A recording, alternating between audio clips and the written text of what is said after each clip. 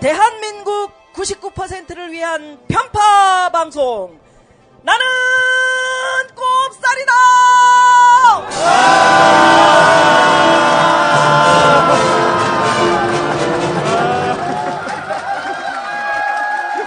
네, 고맙습니다, 여러분. 고맙습니다. 지금 우리가 앉아 있는 이곳이 논밭 한가운데 이렇게 앉아 있는데 이 시골까지 이렇게 많은 분이 정말 20만이 이렇게 오실 줄은 꿈에도 몰랐습니다. 뭐 어때? 이거 저기 텔레비전 아니지? 그렇습니다. 예. 그래요. 국민 TV로 나가는 거 아니? 20만 넘어가요. 아, 그래요? 네. 그래서 많은 분들이 와주셔서 감사한 마음을 먼저 전하고요. 세상이 밝아지면 없어질 방송이었습니다. 예, 그냥 없어졌다가 세상이 하도 어두워가지고 살짝 머리를 한번 내밀어 봅니다. 나는 꼽살이다. 종방 1주년 기념. 종방 1주년 기념 해도 된. 종방인데 왜 기념을 하지 우리가? 엿장수 마음대로인데 뭐. 아, 그래요? 옷들이. 우리 왜 기념하는 거야? 영어는 메모리얼이니까 번역상 문제가 있는데요. 종방 추도 방송이죠, 원래. 추도 방송. 네, 그래요. 일단 묵념이야 이거. 네. 리턴 오브 낙곱살 시작합니다. 24시간 방금 시간대에 보내드리는 방송 99%를 위한 편파 방송. 나는 꼽살이다. 낱낱이 까발리자 그들의 속셈 산산이 조각내자 그들의 계획 쫄지마 그들 앞에 겁내지 말고 졸지마 이들에게 귀 기울여 바리 씹대야 우딜 세금 혁명 당선딜 시사돼지용딜 우리의 여왕벌 루나 김미화 카카의 호연적인 경제정책 가족과 기득권 무한 사랑 나라 돈 야금야금 꼽을 치네. 근데 왜 니네들은 세금 안 내? 형 누나 조심해요 그러다 잡혀가요.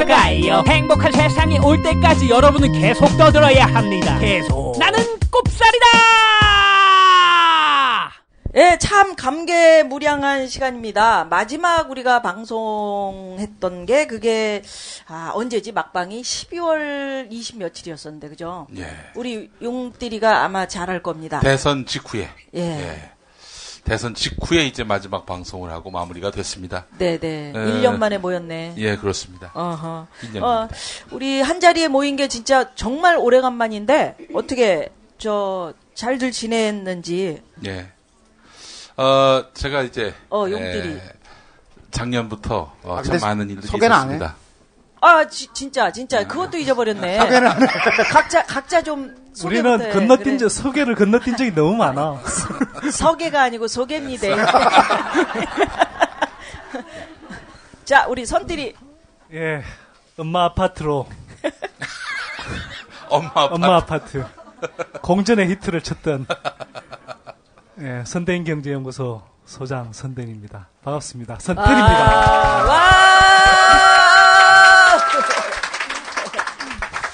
예, 작년만 하더라도 이제 벙커원에서 서식을 했었는데 숙식 아니고 서식을 했었습니다. 예.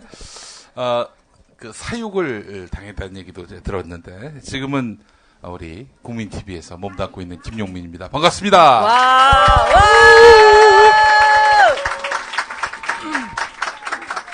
예, 저는 웃딜 우석훈이고요. 요즘 어디서 뭐 하냐 그러면 그냥 집에 있다 그래요. 집에서 애기 보는 게 요즘 본업입니다. 네, 고맙습니다. 와! 예, 저는 여러분 반갑습니다. 여왕벌 누나 김미화입니다.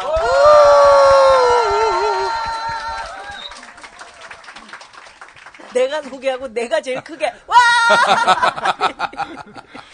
지난 봄에 사실은 저희가 꽃밭에서 한번 모였었죠. 예, 한택식물원. 식물원에서. 예.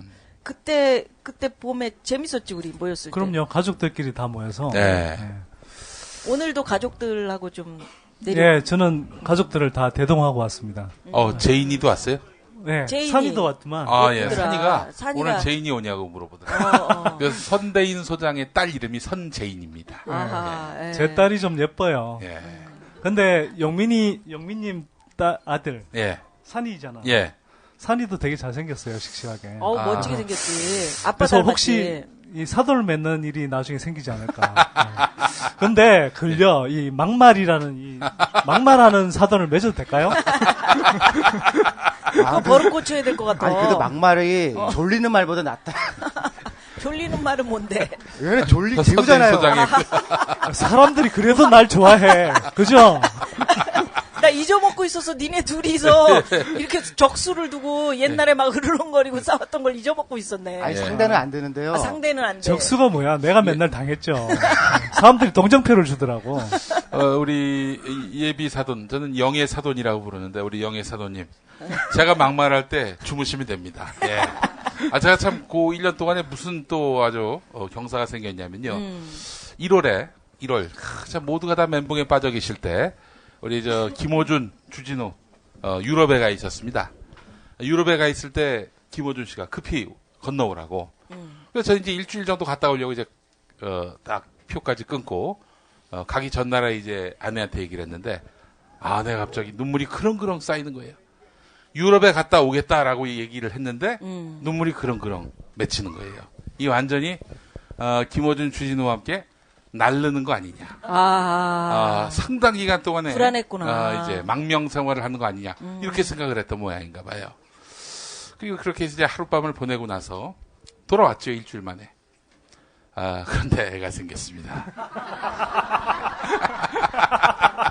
애가 생기더니 10달 후에 애가 태어났습니다. 깊고 푸른 밤이었네. 그랬구나. 예. 1년 축하의 새 박수 애가 한번. 생겼습니다. 네. 그랬구나. 1년 사이에. 정말 축하해야 될 일이고. 예. 우리 선띠리는 아까 얘기했지만, 엄마 아파트로 뜨더니, 요새 방송 엄마 경제 이런 타이틀까지 아예 그냥 엄마로 그냥 타이틀을 붙여버려. 뭐야, 그게? 고발뉴스에서 매주 한 4분 내지 5분짜리. 고발뉴스에서. 네. 일종의 경제 브리핑이죠, 그래서 그 타이틀을, 이상호 선배가, 엄마 경제로 붙여놨더라고요. 상호가 그랬구나. 네. 상호는 어떻게 잘 지내나, 요새?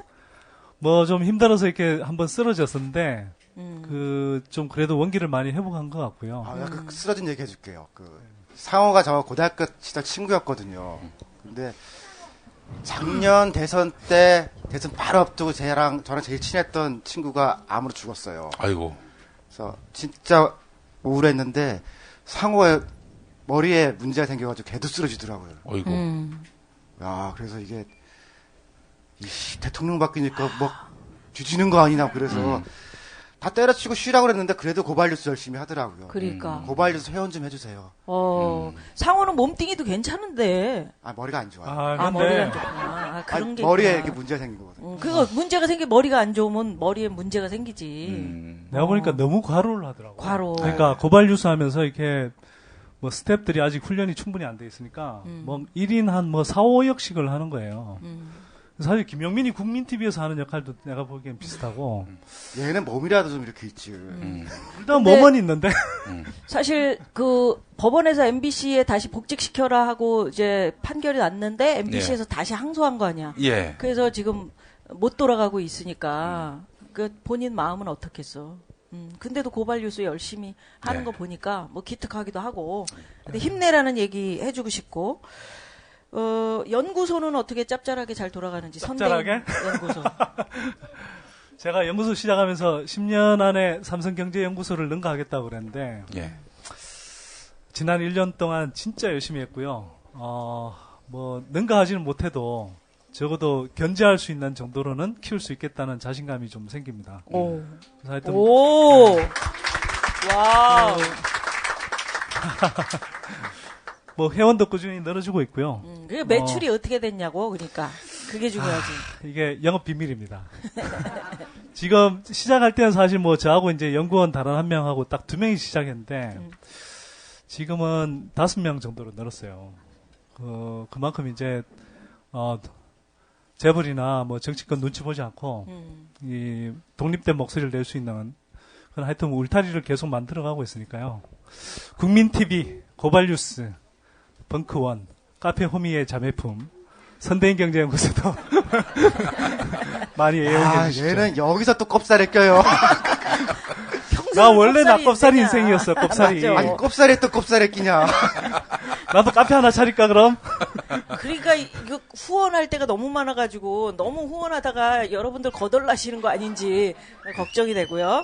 그 선대인 미친 부동산을 말하다. 지금 이 이런 책을 냈어. 이 책입니다, 이 책. 예. 그런 책을 냈는데 예. 용민이만 막말하면 되는데 예. 왜 부동산 앞에 미친을 붙였어? 미친이라는 게 뭐 이런 거죠. 지금 많은 분들이 부동산이 미쳤다라고 생각할 정도로 지금 현상을 잘 이해를 못 하시잖아요. 그리고 또 거기서 고통받고 있고 뭐 집주인이든 세입자든. 그래서 사실은 부동산이 미친 게 아니고 사람들이 미친 거예요. 제가 보기에는. 그리고 부동산 기득권 세력들의 탐욕에 이제 미쳐 있는 거죠. 그래서 그런 현상들을 좀 제대로 이제 진단을 하고 또 요즘 뭐 집값 바닥론, 뭐 정부에서는 빈대서 집 사라 막 자꾸 이러니까 그게 또 속아 넘어가신 분들이 많더라고요. 낙곱살 좀 안 했더니 또 이 복습을 게을리 하셔서 또 속아 넘어가시는 거예요. 네. 그래서 이제 국리를 하다가 책을 냈습니다. 뭐 다행히도 지금 한 3만 부 이미 출간 한 3주 만에 3만 부 정도 돌파했으니까요. 한 100만 부쯤 좋네. 팔렸으면 좋겠어요. 아니 요즘에 우리 저 선대인 소장님이 뭐 분당 쪽에 집을 샀다 이런 소문이 또 돌았어요. 그러니까 그럼 자기는 우리 집 보고는 사지 말라고 사지 말라고 그래놓고 그러고 그랬던 거요? 이게 제 책이 잘 되면 맨날 이런 루머가 돌아요. 그러니까 첫 인쇄도 받기 전에 뭐 선대인은 앞으로는 집값 떨어진다, 집 사지 말라 이렇게 이야기하면서 뒤로는 지가 뭐 집 산다. 그것도 책장사에서. 그런데 양평 김영민에 쪽이 아니야. 따르면 제가 집을 샀답니다. 네. 성남에서 샀어요. 개집.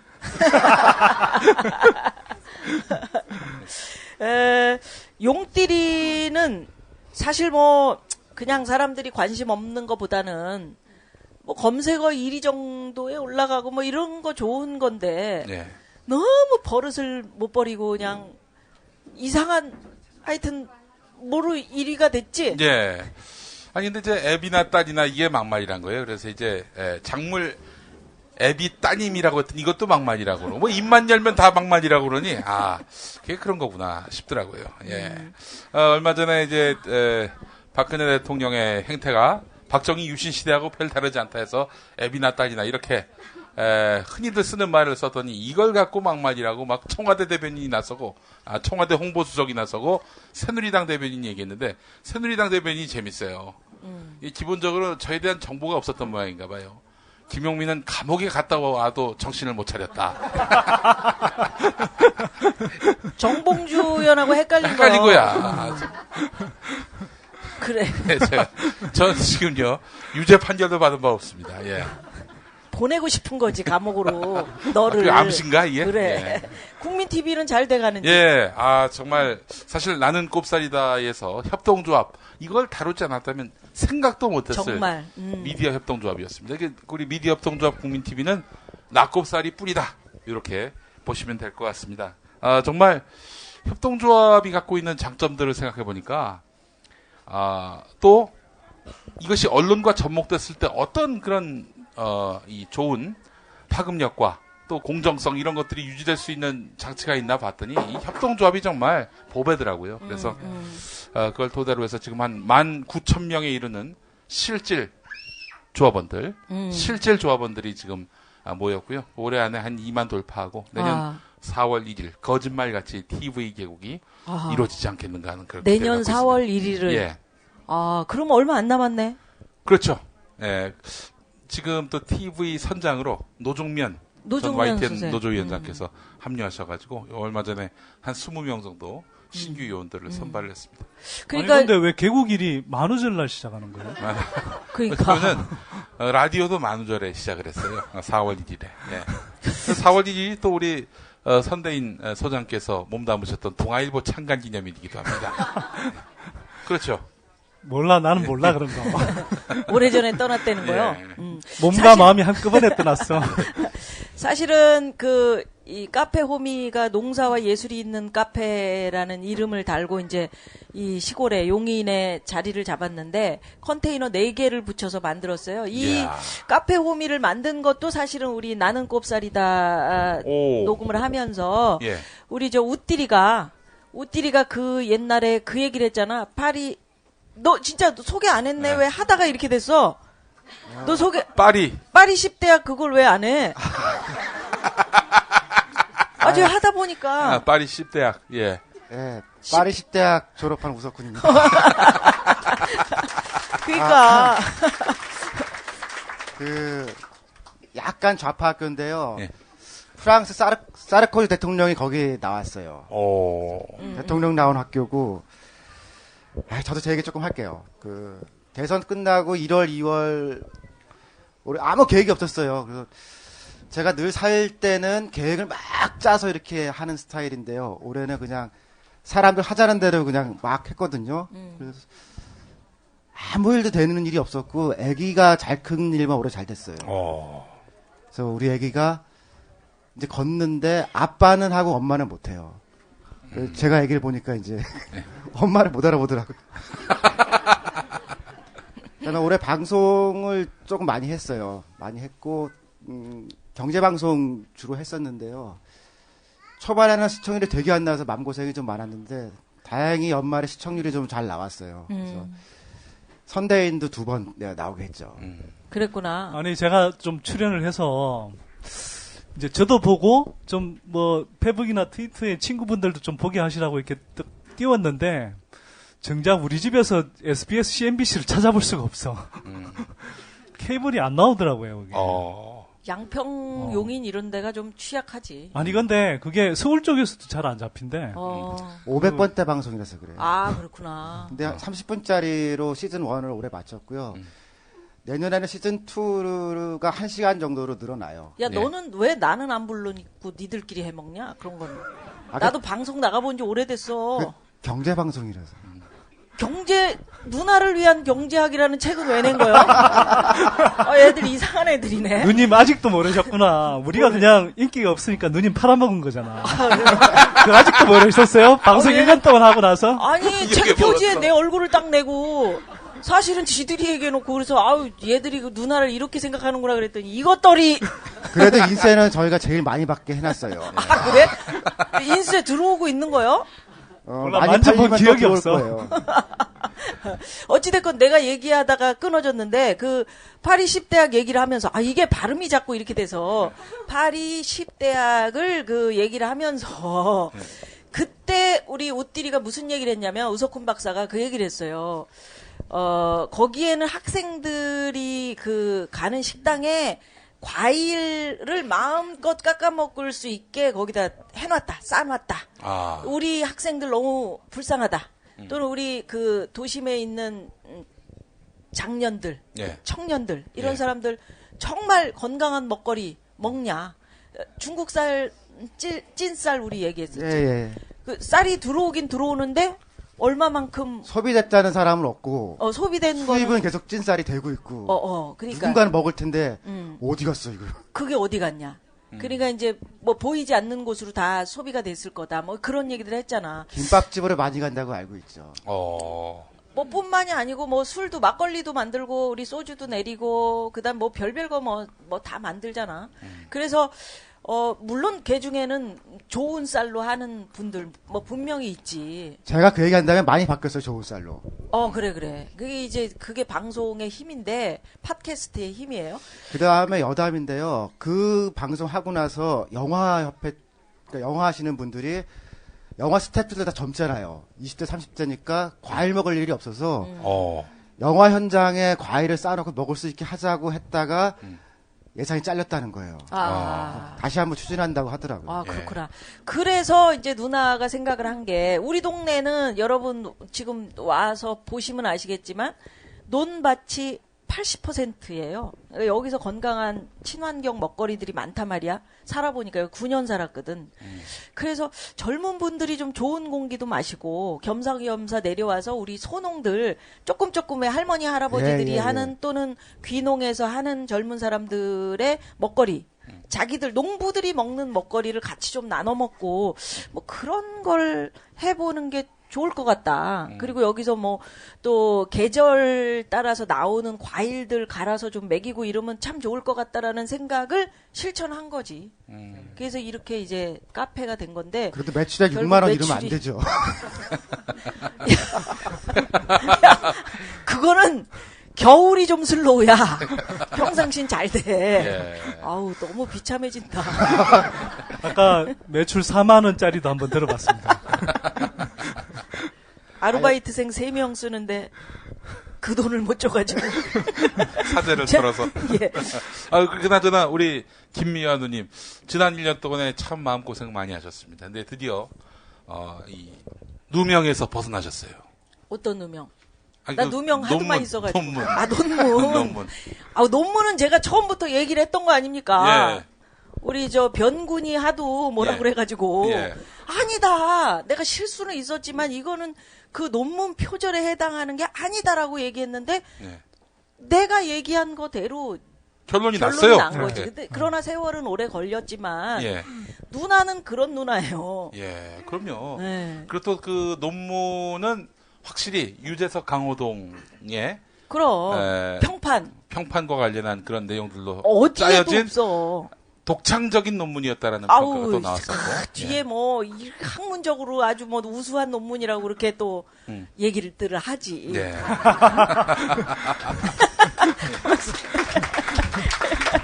그러니까 제가 봤을 때는 그 사건은 진실과는 무관하게 이런 그 과정들, 의혹 제기서부터 한 사람을 완전히 그 묻어버리는 이런 과정. 나중에 이게 진실이 아닌 것으로 드러나도 뭐 남는 장사라고 생각하는 거겠지. 그렇게 의혹을 제기하는 친구들. 근데 남는 장사는 아니야. 그 누나가 얘기도 해야죠. 뭐. 그 우리가 누님 방송에 선대인이랑 저랑 갔었거든요. 갔다가 공정치 않다고 쟤네들도 CBS 라디오. 그래. 제재 조치를 방통위가 받아서 그랬지. CBS에서 저랑 이렇게 해서 행정소송을 했어요. 그래서 제가 법정에도 쓰고 그래서 이겼거든요. 그 선대인도 같이. 그리고 우리는 공정치 않다고 법원에서 이겼는데 네. 처음에 제재 조치 나올 때는 신문 텔레비 다 나왔다가 네. 근데 재판에서 이기니까 아무도 얘기 안 하더라고요. 이겼다니까 내가 그래서 그래 이겼어. 대체적으로 그런 공정한 사람이다. 네. 법원 판결이 나왔다니까. 대체적으로. 어찌됐건 누나도 하도 저 호미도 장사도 안 되고 그래가지고 용돈 좀 벌라 그래. 진짜? 꼭 하시기 바라겠습니다. 예. 뭐를 꼭 해. 그걸 꼭 하시기 바라겠습니다. 예. 고민해 보겠습니다. 예. 이 나는 꼽사리다를 사실은 제가 제안을 했는데 후배들한테 우리 1년 정도 됐으니까 한번 나는 꼽사리다 방송 한번 해볼까? 한번 하자, 뭉치자. 보고 싶기도 하고. 그게 뭐냐면 여기 카페오미에 내려오는 손님들이 매번 와가지고 나한테 하는 얘기가 나 꼽사리 안 해요? 맨날 물어봐. 그래서 1년 동안 1년 아니지 한 4개월 됐는데 4개월 동안 매일 듣는 얘기가 그거였었어. 그래서 이제 오늘 이렇게 같이 모여서 시작을 하게 됐는데 우리 우석훈이가 낙곱살에 대해서는 가장 생각을 많이 했을 것 같아. 왜냐하면 한가하니까. 뭐 할 일이 애기나 보고 저렇게 있으니까. 근데 되게 무지 바빠요. 전화하면 한 번에 통화되는 적이 잘 없어. 애기가 전화기를 뺏어요. 애기 앞에서 통화 못해요. 그러니까 장난감 좀 딴 거 사주라니까. 근데 낙곱살은 지금 고민스러웠던 게요. 진행이 원래 좀 고민스러웠어요. 한참 미아 누님이 이제 방송 안 하실 때 그때 어떻게 할지 우리가 좀 고민이 있었고 그다음에 지금은 두 가지 버전 생각이 있는데 그러니까 저희도 자주 하긴 어렵거든요. 그래서 한 달에 한 번 정도 먼슬리를 하는 게 한 방식이고 조금 더 기다렸다가 케이블이라도 TV 버전으로 한번 해서 그러니까 우리끼리만 보는 거 말고 입장 다른 사람들 볼 수 있는 거로 하는 두 가지 정도 계속 고민 중에 있는데 아직 뭐가 확실한지 모르겠어요. 저희가 제일 힘든 건 뭐냐면은 요렇게는 괜찮은데 우리 스태프들 있잖아요. 스태프들도 먹고 살아야 되거든요. 그래서 미친 척하고 여기 후원회를 받아서 스태프들 생활비를 해주면서 월간으로 할까 하는 막 그런 복잡한 생각들을 저희가 하고 있죠. 저희가 아니고 혼자 했네. 우리 작가. 손디리하고 우리 저 작가가 사실은 창인데 너보다 더 바빠.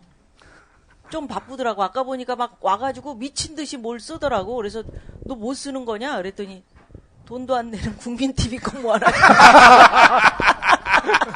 요즘에 일주일에 한 번씩 드라마를 좀 쓰세요. 그러니까. 근데 하루분이 아니라 5일 지분을 월요일 날 성우분들이 한꺼번에 오거든요. 한꺼번에 녹음을 해야 되니까. 아니 그래서 네. 나는 작가가 왔길래 드디어 이제 꼽살이 하니까 열심히 하려고 네. 뭐 일찍 왔구나. 오 문도 열기 전에 왔어. 그래가지고 깜짝 놀랬지. 혼자서 막 가방을 메고 오더니 저 끝에 앉더라. 그래가지고 봤어. 내가 이렇게 보니까 뭐 이상한 이름을 막 쳐대면서 누님 국민 TV께 밀려가지고요. 그래서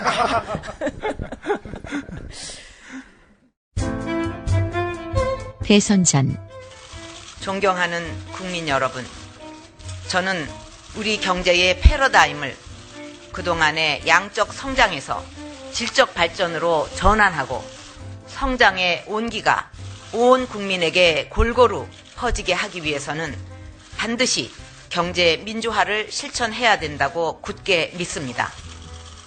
국민 여러분과 함께 경제 민주화를 흔들림 없이 추진하겠습니다. 대선 직후 글로벌 해외 기업을 상대로 경쟁을 해야지 우리 그 중소기업 또 골목 상인의 그 사업 영역을 빼앗아서는 안 된다고 생각을 합니다. 취임하고 나서는 우선 정부는 규제 개혁을 더욱 과감하게 추진해서 투자 환경을 개선해 가야 합니다. 최근에는 기업들을 위축시키는 방향으로 과도하게 왜곡되거나 변질되어서는 안 될 것입니다.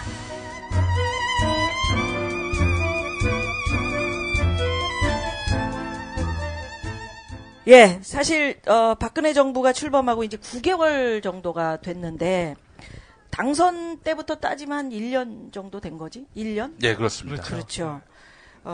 물론 뭐 이명박 또 모자라서 박근혜냐 뭐 이런 분도 계시지만 또 그래도 MB만큼 극단적이겠어 뭐 이런 얘기들도 했고 그다음에 박근혜 대통령 후보 시절에는 경제 민주화 뭐 이런 얘기들 많이 하셨잖아. 과연 지금 어떻게 되고 있는 건지 우리 경제학 박사님들이 좀 진단을 한번 해본다면? 그러니까 대표적인 인물이 김종인이었고요. 김종인 선생 우리 프로그램 나왔었죠. 오셨죠. 와서 잘난 척 엄청 가셨는데. 그 다음에 이혜훈 의원이라고 그 부동산 쪽은 우리랑 시각이 좀 다른데 그 재벌이나 뭐 이런 문제에 대해서 좀 얘기를 많이 하신 분이 있거든요. 그리고 강석훈 교수가 거기도 국회의원이 됐는데 새누리당으로. 예. 그러니까 대표적인 경제민주화 쪽에 있던 사람들이 요즘 볼 수가 없어요. TV에서. 그러니까 사라졌기 때문에 그쪽에서는 이제 성장론자들이 다 지금 앞으로 나와 있는 상태고요. 그리고 뭐 손수조, 이준석 이런 청년을 대표했던 사람들도 사실상 팽이라서 그러니까 대선 때 치르면서 이런 거 하겠다고 했던 사람들이 뒤졌어요. 그러니까 그런 상태예요 지금. 보면서 이렇게 드는 느낌이 정말 대선에서 이기기 위해서 정말 코스프레 하나는 진짜 잘했구나 그런 생각이 들더라고요. 다 쇼였다. 그게 다 쇼죠. 쇼 중에 뭐 생쇼인데 진짜. 경제민주화, 뭐 복지공약, 뭐 사실 내세워서 야권하고 별 차별화 없는 것처럼 차이 안 나는 것처럼 그렇게 이제 포장을 했고 또 뭐 이준석이니 진짜 이제 뭐 손수준이 끌어들여서 굉장히 이제 뭐 젊은 사람들 이렇게 뭐 영입하고 막 되게 개혁할 것처럼 그런 이미지를 만들었잖아요. 예. 근데 뭐 어렵쇼 이렇게 지나고 보니까 뭐 개혁은 온데간데 없고 정말 기득권 위주로 똘똘 뭉친 그런 정권으로 변해 있다라는 게 제 판단이고요. 뭐 아까 이야기했지만 우리가 그래도 이명박 정부 지나면서 그래도 이명박이 바닥이겠지 이런 생각을 했잖아요. 네. 진짜 바닥 아래 지하 1층이 있더라고요. 아니 제가 이렇게 보니까 우리 이명박 대통령께서는 좋은 사람은 아닌데 바보는 아니었던 것 같아요. 그래서 그 주변 사람들을 잘 챙겨주다 보니까 네가 바보야, 이 바보야. 그러니까 이렇게 보면 특급 정보가 있어요. 그래서 신문에 안 나오더라도 진짜로 특급 정보들이 이렇게 측근으로 다녔는데 예. 박근혜 정부는 좋은 사람은 아닌 것 같은데 네. 현명하지도 않은 것 같아요. 그리고 특급 정보가 없어요. 이 경제학자들의 용어를 듣다 보면 참 답답합니다. 그러니까 그래. 제가 정리하겠습니다. 정리해 주- 이명박은 쓰레기차고 박근혜는 똥차다.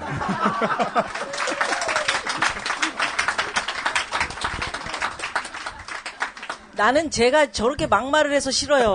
같이 방송을 하기 싫어. 아니, 저도 산이만 보면 사도 맺을까 하다가도 이런 얘를 이야기를 들으면 아니 어. 지난 일주일 전에 밤에 자기 전에 우리 아들이 큰아들이 7살인데 아들도 막말해? 아니 그게 아니라 아빠 박근혜 제발 좀. 대통령 너무 미워하지 말아요. 이렇게 진지하게 충고를 하더라고요. 진짜? 그래서 정신이 번뜩 들어가지고 한 10분 동안 왜 아빠가 박근혜 대통령을 비판할 수밖에 없는지를 소상하게 설명을 했었습니다.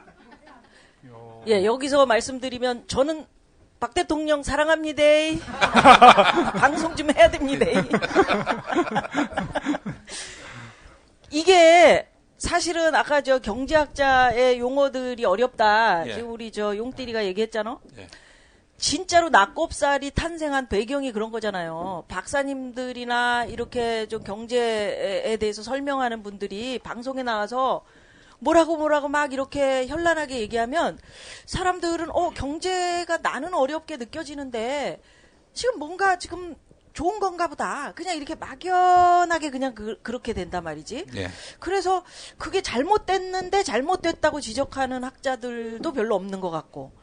그래서 그 중에 우리 우띠리하고 선띠리가 이제 그런 얘기들을 좀 바로잡고 싶은 것을 솔직하게 우리가 한번 이 방송에서 얘기를 해보자. 그랬던 거였는데 예. 지금 방송을 보면 어때? 경제학자들이나 이렇게 경제 진단하는 것들. 일단 시사 교양 방송 보면. 자체가 양이 확 줄었어요. 아. KBS 같은 경우에는 그러니까 KBS 스페셜, 그 다음에 환경 스페셜, 역사 스페셜 이렇게 있던 거를 파노라마로 딱 몰아놔가지고서 몇십 분밖에 안 돼요. 제작 단가도 깎았거든요. 경제가 재미없어서 그런가? 왜 그러지? 경제만 말고 역사 다 포함해가지고서 아. 확 줄여버리고 돈도 깎았는데 제가 굉장히 친한 PD가 있어요. KBS PD가 식구처럼 지내는데 올 8월에 만났거든요. 다음 방송 언제 하냐 그랬더니 내년 8월에 한다는 거예요. 야, 그래서 1년 동안 뭐 하냐 그랬더니 그래서 자기는 선배라서 좀 순번이 잡혔고 후배들은 순번이 없대요.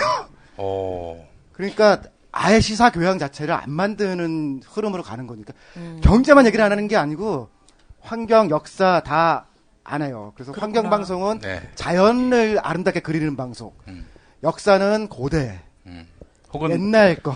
유신이나 친일을 미워하는. 아니 다큐 방송뿐만 아니라 토론 프로그램도 자꾸 축소를 하더라고요. 아. 얼마 전에 또 100분 100분 토론 토론 나갔었죠. 100분 토론 한번 저도 실시간 검색 1위 한번 했습니다. 그래서 나가서 뭘 했는데 1위를 했어? 말을 너무 잘해서 통쾌하게 김진 의원하고 싸웠어? 선대인 주택 매입 이걸로 이제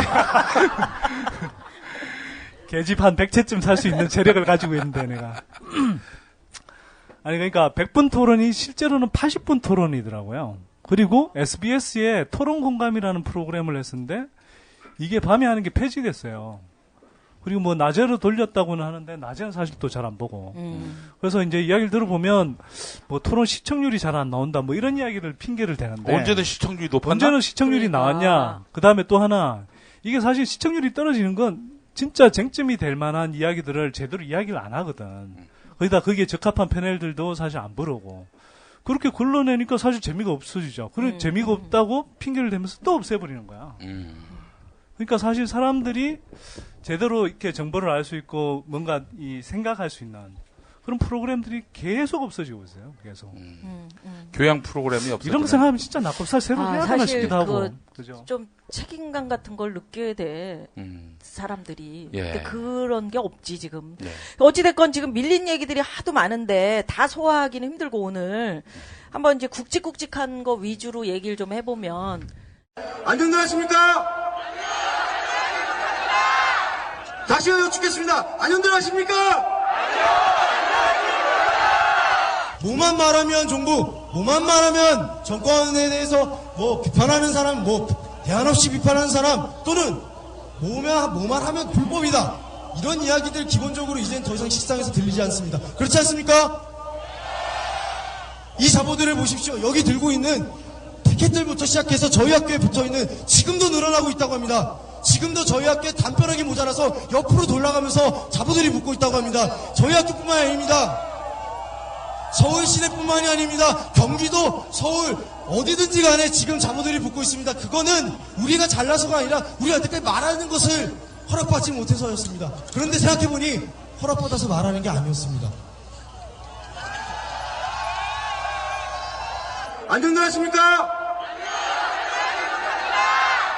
다시 여쭙겠습니다. 안녕들 하십니까?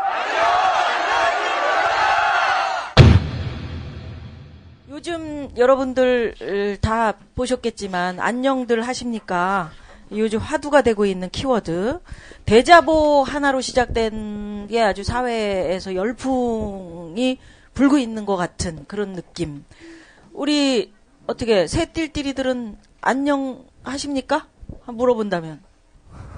오늘 사실 처음 하는 얘기를 하나 제가 드리려고 저는 대학생들이 움직일 거라고 한 가을부터 좀 생각을 했었거든요.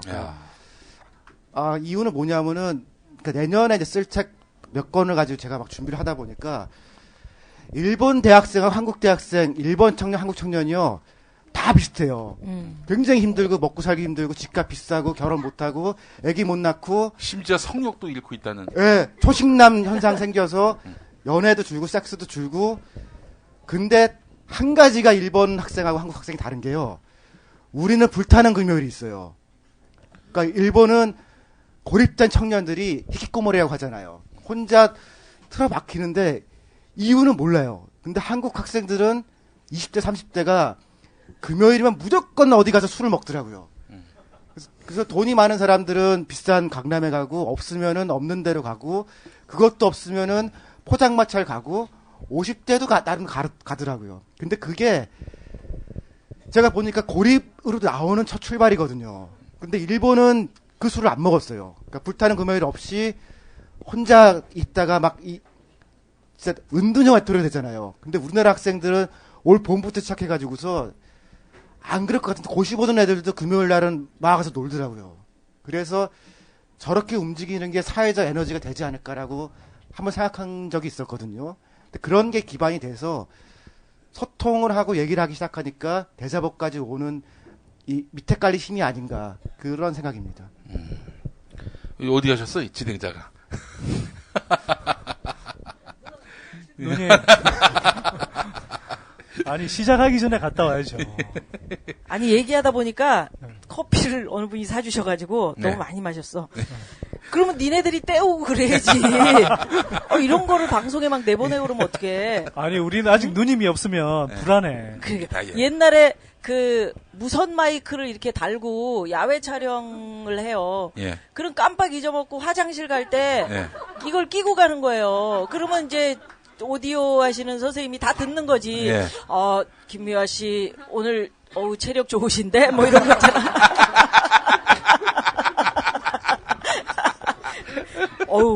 쌍둥이도 낳겠어.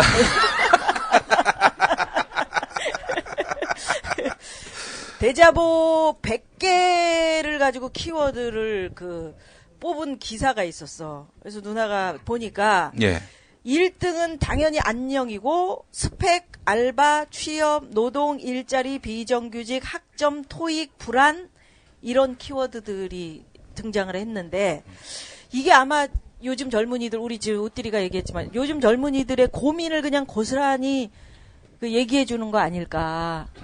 용띠리가 예전에 얘기했었잖아. 젊은이들 20대 희망이 없다. 이런 주장을 했는데 지금 어떻게 생각하는 거예요?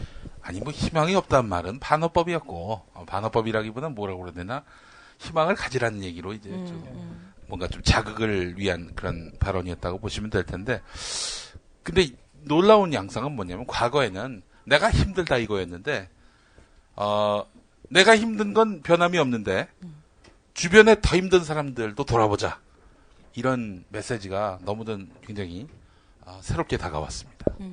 그 철도 노조의 파업 이런 것들 우리가 함께 돌아보면서 연대하자라는 말 아니었습니까?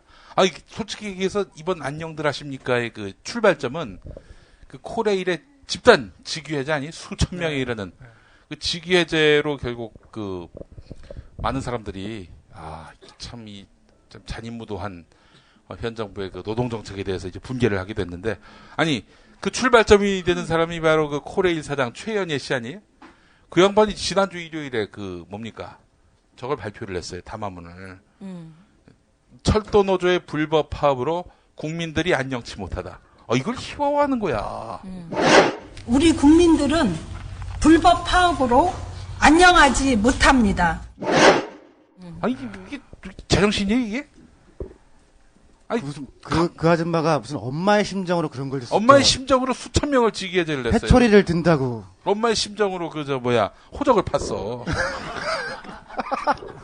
아유, 우리 엄마 얼마나 못된 엄마였다고. 우리 엄마 막 승질나면은 얼음 언 걸레 막 던지고 그랬어 옛날에. 저희 어머니는 드시던 사과를 던지셨는데 그거 정확하게 맞아요. 또 어릴 때는 그게 사랑의 맨 줄 알았어. 엄마가 막 그러는 게. 근데 나중에 어른 돼서 알아보니까 자기 성질을 그냥 그대로 표현했더만. 말이 돼 이게? 엄마 왜 그랬어? 지금 국토부 장관이 서승환 장관인데 네. 그 개인적으로는 저의 첫 경제 언론을 가르쳤던 선생님이에요. 그러니까 입장은 서승환 장관이. 예. 네. 입장은 조금 극우파에 가까운데 본인은 굉장히 이게 승질 안 내고 온유한 사람이거든요. 그래서 사람을 그렇게까지 자를 거라고 생각을 안 했는데 지금 코레일 사장도 마찬가지고 멀쩡한 사람인데 청와대에서 전화 한번 받으면은 확 바뀌는 것 같더라고요. 그러니까 평상시로는 그렇지 않았고 국토부 장관이나 코레일 사장이나 그럴 사람들이 아닌데 코레일 사장도 작년에 아마 용암 3월 달인가요? 조선일보 기고한 거로는 사설 썼더라고. 민영화는 안 된다라는 게 본인 소신이었던 사람이거든요. 그러니까 원래는 그렇지 않은 사람들인데 이상해졌어요. 니네들은 청와대에서 전화 안 왔니? 저는 몇 년 전에 조용히 하라고 왔죠. 너? 진짜로? 네, 왔었죠. 조용히 해라고? 네. 비공개적으로 왔지. 나는 우리 용띠리는... 이정현 홍보수석이 대놓고 사람의 도리를 해야 한다 이런 식으로 저한테 공개적으로. 그 연세 보실 때는 네가 너무 어린 친구가. 내 나이 지금 40이야. 그래. 부록이고. 40이면 그래. 예? 뭐 나이 아니 저기 누구야? 먹었네. 저 육군 참모총장 누구지? 그 왜 백선엽. 그 28살에 육군 참모총장이 됐어요. 오 정말. 내 나이 40이면 이제 대선 출마도 가능해.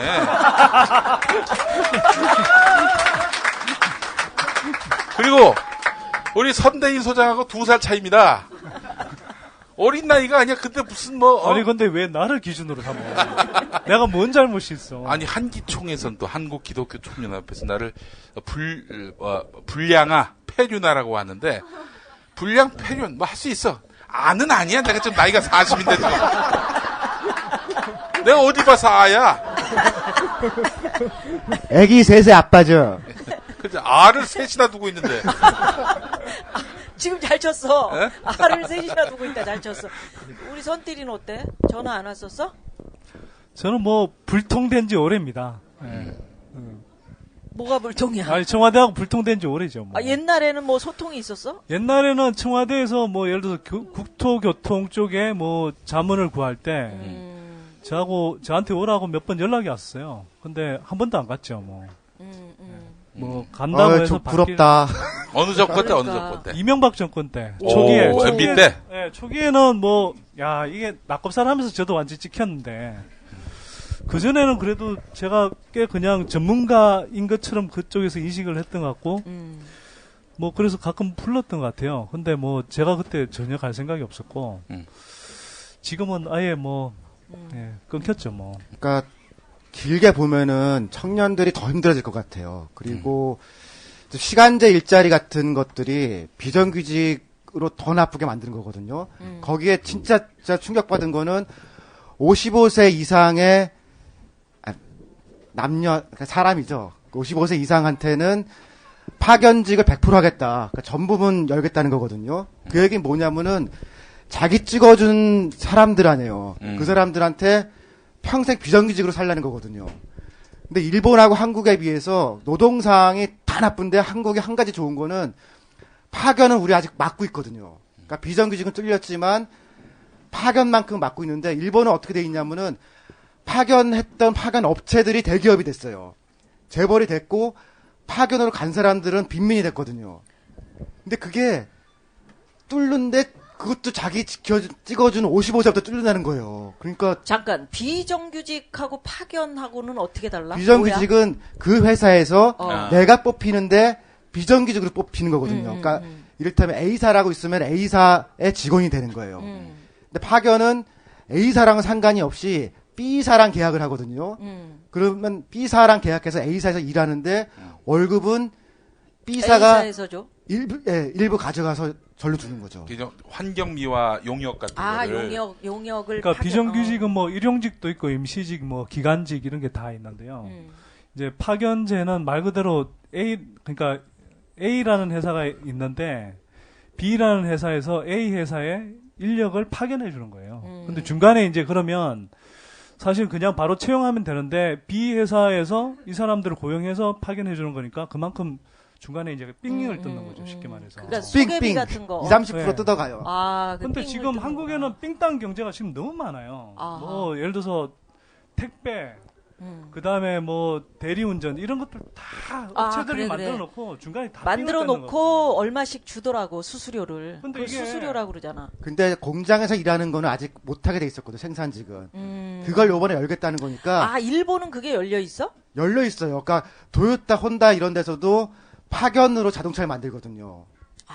그러면 우리도 일본 많이 따라 하잖아. 그러니까 위험하네, 약간. 그걸 지금 하겠다는 거예요. 그러니까 현대차에서는 그렇게 하지 말라고 법적으로는 안 되거든요. 근데 그러니까 불법 파견이 된 거거든요. 법은 안 돼 있는데 지금 열어 놓으면은 정상 파견인데 55세부터 먼저. 단계적으로 이제 청년까지 내리겠죠. 그러면 우리 청년들 지금 아까 얘기한 다시 돌아가면 청년들의 삶이 점점 더 힘들어지는 건 기정사실이네. 파견도 이대로 가면. 나이 먹은 사람들부터 먼저 뽑을 거라고요. 그러니까 젊은 사람 비정규직도 자리가 없어질 거라고요. 이제. 그럼 뭐해? 젊은 사람들. 파견도 못 하는 거죠, 이제. 그거 어떻게 해? 대잡아 써야죠. 그러니까 대잡아 쓰는 거야? 그렇게 볼 수밖에 없죠. 슬프다. 그건 슬픈 얘기인데. 얼마 전에 저희 국민TV에서 대규모 공채를 했는데 20대 우리 취업 지망생들이 많이 왔는데 정말 생각 같아서 다 뽑고 싶어요. 다 실력들이 출중하고 진정성도 있고요. 뭐 우열을 가진다는 게 막말도 안 할 것 같고. 그렇지. 그런데도 불구하고 어쩔 수 없이 이제 선발하는 과정에서 뭐 참 이렇게 가려야 되는 그런 어려움들이 있는데 요즘 인재들의 실력들은 최상입니다. 좋은 사람들 많이 왔나? 국민TV에? 예, 많이 왔습니다, 이번에. 그 편파 방송 만드는 거 아니야? 국민TV? 편파 방송?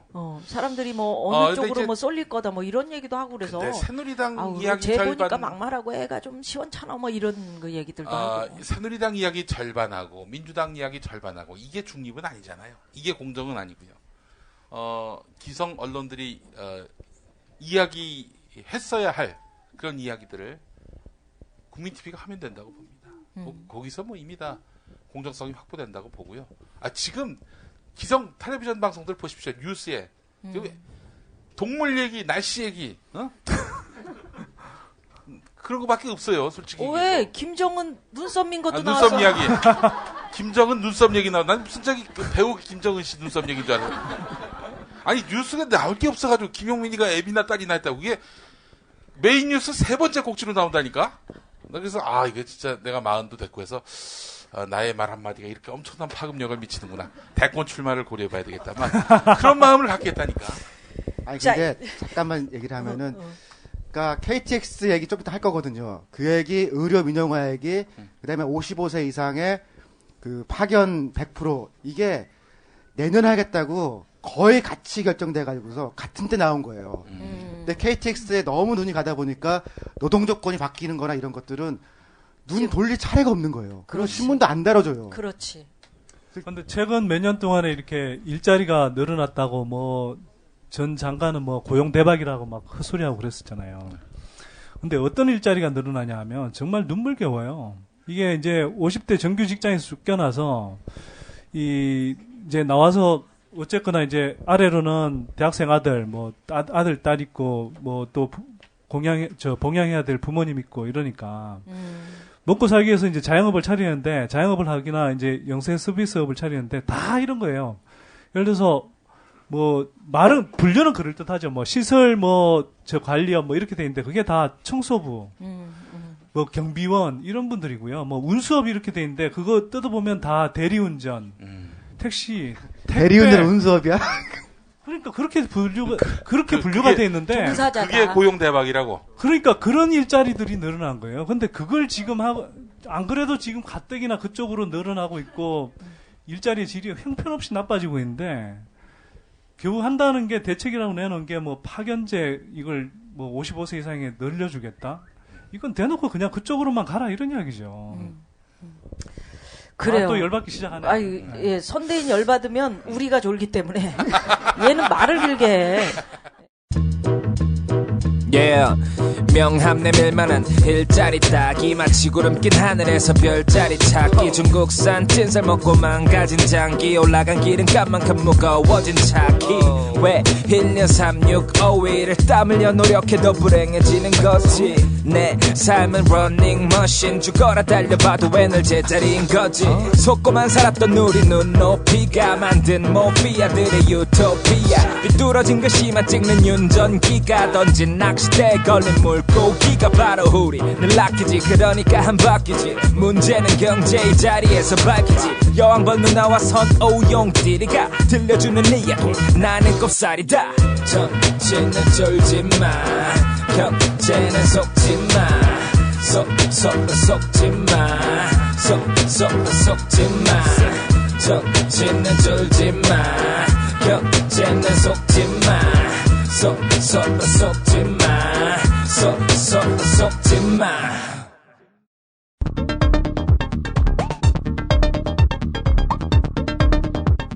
정홍원 국무총리 철도 민영화는 하지 않는다고 분명히 밝혔습니다. 총리인 저도 국회와 국무회의에서 여러 차례 강조한 바 있고 윤상현 새누리당 원내수석부대표 박근혜 정부는 수서발 KTX 자회사 설립을 통해서 최소한도의 경쟁 체제를 도입하려고 하고 있습니다. 벼랑 끝에선 빚더미의 공공기관을 개혁하려고 하고 있습니다. 비정상을 정상으로 개혁하려고 하고 있습니다. 반면 이철전 코레일 사장 여기에 철도는 공공재고 공익성이 가장 강한 부분이라고 저는 생각을 합니다. 그런데 거기에 프랑스 자금이 들어오든 미국 자금이 들어오든 또는 뭐 연기금이 들어오든 이익을 목표로 하는 그런 투자 자금이 들어올 때는 그건 명백한 민영화입니다. 이건 뭐 민영화 이해를 설명할 방법이 없습니다. 김명환 철도 노조위원장 그리고 이미 계획을 발표했습니다. 지난 6월에 물류 자회사 만들어서 민간에게 개방하겠다. 이건 민영화 아니겠습니까? 네네. 그리고 지역에 있는 8개 적자 노선부터 시작해서 민간 개방하겠다. 이건 민영화입니다. 예.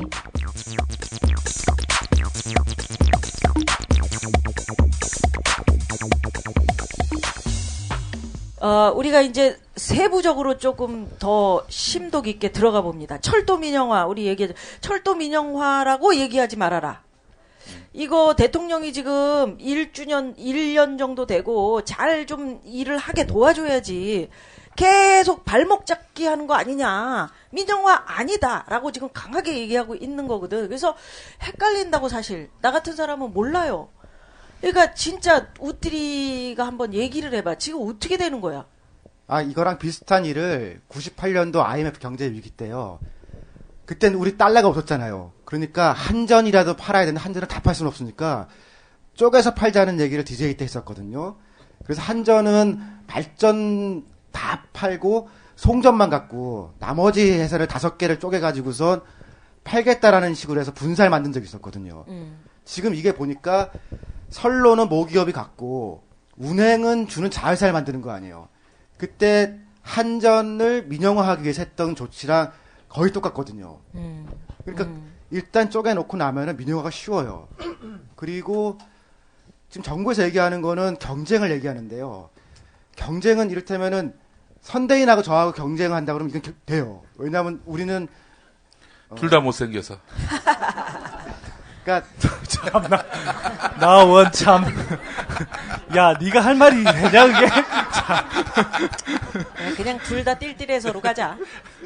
아니 이를테면은 제가 모기업이고 여기가 하청이 아니잖아요. 그러니까 둘 다 각자 지네 집에서 지 하고 싶은 거 하고 그런 경쟁이 되는 건데 이를테면은 모기업과 자회사 사이의 경쟁이라는 건 경제학적 성립이 안 하거든요.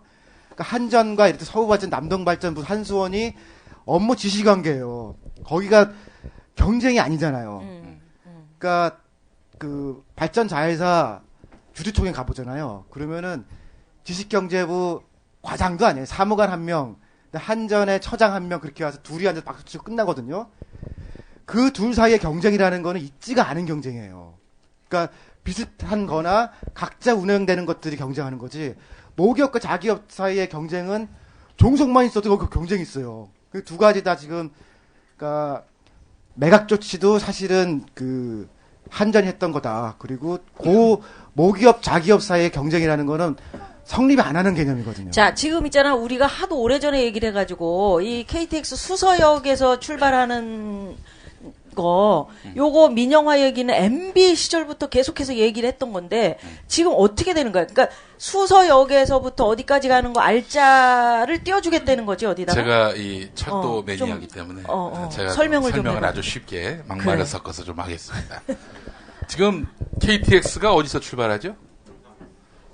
서울역에서 출발하죠. 뭐 행신에서 출발하는 경우도 있습니다만은 대체로 서울역에서 출발해가지고 평택 지나서 천안아산 지나서 해서 이제 호남선으로 가기도 하고 경부선으로 가기도 합니다.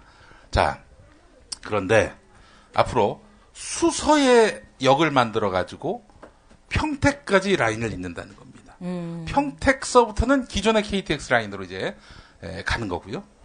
자, 따지고 보니까 서울역에서 출발하는 KTX하고 수서에서 출발하는 KTX 선이 겹치는 게 80%예요.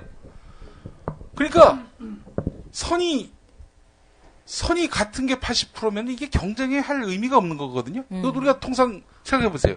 서울 지하철 탈 때 말이죠. 이게 코레일 차도 오기도 하고 철도공사 소속의 그 전동차가 오기도 하고 서울 메트로에서 오는 전동차도 오거든요. 우리가 그거 뭐 골라서 타나요? 못 타지. 코레일은 박근혜 정권 거니까 타지 말아야지. 박원순 시장의 서울 메트로를 타야지. 이런 사람 아무도 없어요. 마찬가지로 선로가 80% 똑같으면은 그게 경쟁의 의미가 없는데 그런 거구나. 이 수서발 KTX도 당연히 코레일이 가져야 마땅한 것인데 이거는 또 별도의 자회사를 만든다는 겁니다. 별도의 자회사를 왜 만들어? 만들 이유가 없어요. 왜냐하면은 지금 코레일이 너무너무 어마어마한 적자거든요. 근데 지금 코레일이 운용하고 있는 노선 중에 유일하게 흑자가 나는 게 KTX입니다. 근데 반을 갈라가지고 반은 코레일 아닌 데에서 운영하도록 넘긴다? 왜 그래야 돼? 그러면 코레일이 엄청난 막말을 언제 할 거야? 순손실을 그래, 막말을 기다리고 있어 지금. 제기랄. 야, 간만에 회장님 한번 납시해주세요. 안녕하세요. 삼성 이건이에요. 이거 나를 위해서 만드는 건가? 무식한 이 회장. 현대 로템을 위해서 만든 거지. 안 그래?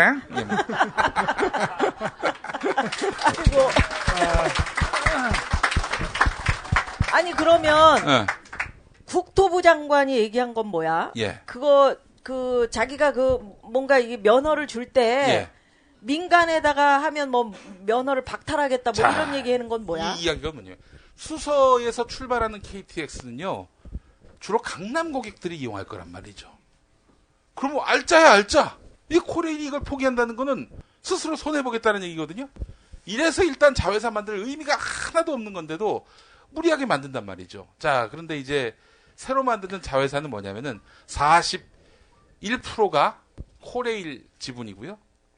그리고 59%인가요? 59%죠? 59%는 공공기금, 뭐 연기금 같은 거겠죠? 여기서 이제 지분을 갖는 거다. 둘 다 코레일이나 공공기금이나 다 말하자면은 국가에 귀속된 거기 때문에 이렇게 해서 자회사 만드는 게 무슨 민영화냐 이렇게 얘기할지 모르겠습니다. 근데 공공기금이요. 처음에는 지분을 갖고 있다가 나중에 슬쩍슬쩍 민간에다가 이제 팔 수 있단 말이죠. 그게 바로 민영화인 거예요. 아니, 면허 취소하겠다는 거 아니야? 면허 취소를 한단 말. 이 말도 그 맹점이 있는 게 애초에 왜 그걸 자회사를 만드냐라는 반문을 받을 수가 있고요. 그리고 면허를 취소하면 그 코레일하고 공공기금이 만든 수서발 KTX 자회사 그 면허를 취소한다면은 그럼 그 면허는 코레일로 돌아갑니까? 그러면 다른 또 새로운 사업자를 선정하겠다. 선정할 가능성이 있는데 이 와중에 민영화로 빠질 그 틈을 마련하는 것이 아니냐라는 것이 저희 아주 냉철한 시각입니다. 그런 의심의 눈초리를 보낸다. 박사들이 한번 진단해봐. 선들이. 아까 우뜨리 형님이 잘 말씀하셨는데, 아니, 모기업하고 자회사가 경쟁하는 사례는 전 세계에 없어요. 한번 찾아보세요, 정말. 이건요, 그냥 이거 하나로 사실은 말이 안 된다라는 게 입증이 되는 겁니다. 자, 근데 이렇게 말이 안 되는 걸 억지로 하는 이유는 뭘까요? 그 생각해보면, 결국은 뭔가 다른 꿍꿍이가 있을 거다, 이런 생각을 하게 되는 거고, 결국은 그게 원래 이명박 정부 때 민영화 한다고 시작했다가, 이제 워낙 이제 반발에 부딪히니까 쏙 들어갔다가, 다시 이제 나오는데, 이걸 이제 단계적으로 추진할 생각을 저는 하는 게 아닌가. 그래서 지금은, 민영화는 아니다. 그냥, 그래서 경쟁시켜서 효율화해서 뭐 승객들 편의를 도모하겠다. 이런 식으로 지금 치고 나와요. 근데 이것도 한번 생각해 보세요. 자, 아까 영띠일 말대로 알짜배기 노선입니다. 알짜배기 노선을 어떤 업체한테 줬어요. 경쟁을 시켰다고 쳐요. 경쟁이 안 되지만. 근데 알짜배기 노선 주고 그냥 가만 앉아서 돈 되는 사업을 했어요. 그렇게 돈을 많이 벌어서 효율화됐다고 쳐요. 돈을 많이 벌었어요. 이게 정말 경쟁력 때문인지 효율성이 높아져서인지 그걸 어떻게 입증할 수 있죠? 입증할 수가 없잖아요. 그러니까 사실은 지금 국토교통부가 내놓고 있는 그런 온갖 논리들이 전혀 이해가 안 되는 거죠. 그러니까 결국은 우리가 이제 그 말은 못 믿겠다. 믿어달라 그러는데 야, 니네들이 지금까지 한 번이라도 믿을 수 있도록 이야기를 했냐? 아니잖아요. 그러니까 믿을 수가 없는 거죠, 지금. 그러니까 아까 누님이 물어본 거에 대한 답변은요. 그러니까 KTX를 이제 관련 회사가 있는데 그게 주식회사거든요. 그러니까 주식회사의 정관이나 이게 얼마나 공신력 있고 변하지 않을 거냐. 서승환 장관은 바뀔 수 있죠. 그렇지. 그리고 장관 고시도 바뀔 수 있죠. 그리고 민영화 진짜 하겠다고 누가 마음을 먹으면은 민영화 특별법을 넣어가지고서 거기에 이렇게 민영화한다라고 사실 법이 있으면 그 밑에 주식회사 내규는 아무것도 아닌 거거든요. 차후에. 근데 그렇게까지 할 필요도 없고 코레일에서 지시를 해가지고서 조항을 다 바꾸는 주식회사 절차를 해서 주주총회를 하면 되는 거거든요. 그러니까 그 말만 믿고선 절대로 안 된다라고 믿을 수가 없는 거예요. 차라리 지금 특별법을 만들어가지고서 절대로 관련된 민영화 조치가 없을 거다라고 해놓고 가면은 그래 믿을까 말까인데 내 말을 믿어줘라고 할 때는 다음 장관은 생각을 우리가 모르잖아요. 그 민영화가 된다 하면 이제 사기업에다가 주는 건데 예를 들어서 외국에다 주고 싶어하는 것 같다는 의심이 있죠. 아니 그 말씀도 하셨잖아. 외국 나가서. 근데 사기업에다 주면 글쎄 우리가 이제 상식적으로 생각하면 난 잘 모르니까 아니 사적인 기업에 예를 들어서 현대야? 현대 우리가 했어. 근데 면허를 취소할 수가 있나? 만약에? 안 되잖아. 이건 사적인 내 재산인데. 그거는 계약서에 해당하는 그런 MOU나 그런 걸 체결할 거거든요. 그 안에 조항을 넣겠다는 거예요. 그 틀 자체로는 못 바꾸는데 그걸 바꿀 수 있는 절차가 없느냐. 또 있을 수도 있다 이거죠. 그러니까 지금 국토교통부는 사실은 지금은 그렇게 이야기를 하지만 얼마든지 그 사람들이 뭐 이렇게 법령이라든지 이런 걸 바꿔서 바꿀 권한들을 다 갖고 있잖아요. 그러니까 지금 그렇게 하는 말을 사실 좀 믿기가 굉장히 힘든 거죠. 이게 그러니까 논리적으로 지금 하겠다는 일이 납득이 되면 그런 뜻이 있겠구나 이렇게 생각하는데 논리적으로 도저히 납득이 안 되는데 억지로 밀어붙이니까 결국 민영화로 가기 위한 수순 아닐까 이런 생각밖에 안 드는 거죠. 그래. 좀 더 쉽게 수서발 KTX 자회사의 허구성을 설명을 드리자면은 신선설렁탕 특정 업체 이름을 대서 참 죄송합니다만은 신선설렁탕에서 제일 잘 팔리는 게 설렁탕이겠죠. 그렇지. 근데 신선설렁탕이 어느 날 경영난을 겪게 됩니다. 안 되겠다 해서 어떤 조치를 취하느냐. 설렁탕만 따로 파는 자회사를 만들어 놓습니다. 미친 짓 아니에요, 미친 짓. 거기는 설렁탕 빼면 공깃밥밖에 없어요, 나머지. 그러니까 신선 설렁탕에서 비빔밥을 팔고 설렁탕은 안 팔아. 이런 어처구니 없는 상황이 올 수도 있다. 그래요. 누나가 결론을 낸다면 우리 그 모기업자 기업 우리 낙곰수 낙곱살 경쟁 안 하잖아요. 우린 경쟁 안 되죠. 우리 졸린 거 알아요, 우리 스스로. 그래서 경쟁 안 해요. 잘못 예를 든 것 같습니다. 미안합니다. 신선 설렁탕으로 끝냈었어야 됐어. 아니, 우리 방송에 황금 노선이 아니라는데 문제가 있어요. 보고 있으면서 되게 저는 파렴치하다는 생각이 들어요. 코레일 적자가 왜 생겼느냐. 지금 정부가 이야기하는 건 코레일이 적자가 심각해서 그래서 경영이 방만해서 그래서 지금 기관사들 뭐 이런 사람들 월급 너무 많이 줘가지고 그래서 뭐 복리 후생이 뭐 아주 뭐 넘쳐나서 그래서 뭐 적자가 일어난 것처럼 그래서 노조 파업하는 게 아까 이제 뭐 그러니까 코레일 사장이라는 양반이 정말 뭐 엄마의 심정으로 매를 때리는 심정으로 뭐 그렇게 한다고 그러는데 정말 파렴치한 거거든요. 왜냐하면 코레일의 지금 부채가 어떻게 늘어났느냐. 이게 2007년만 해도요. 코레일 부채가 6조가 안 됐습니다. 근데 지금 2013년 최근에 거의 17.6조 원, 그러니까 18조 원까지 늘어났거든요. 3배가 늘어났습니다. 단 6년 만에. 그 사이 월급을 많이 줬나요? 월급을 당연히 많이 준 게 아니죠. 월급 준 게 아니고요. 여러분 인천공항철도 아시죠? 인천공항철도 그거 민자사업을 했어요. 그리고 했더니 인천공항철도 예측 교통량의 7%만 승객이 탔습니다. 엄청난 적자가 났죠. 100명이 타기로 했는데 7명밖에 7명이 탄 겁니다. 근데 그래서 엄청난 적자가 생겨서 그걸 코레일이 부채를 1조 2천억을 일으켜서 떠맡았어요. 근데 그 인천공항철도 예측 실패하고 그 정책 추진했던 사람들 누구죠? 국토교통부 관리들이에요. 자, 그 다음에 최근 한 1, 2년 사이에 코레일 부채가 또 한 8조 원 정도 추가로 늘어났습니다. 용산국제업무지구 개발사업. 장밋빛 전망 아래서 그거 대대적으로 이 개발사업 했죠. 오세훈표 개발. 오세훈표 개발이기도 하고, 그리고 사실은 국토교통부 관료들이 다 그 코레일 뭐 적자 메우겠다고 하면서 엄청나게 이제 부동산 개발 붐 일으키면서 시작했단 말이에요. 그렇게 해서 8조가 늘어났습니다. 그 사업 자초되면서. 그렇게 해서 그걸로 늘어난 것만 해도 10조입니다.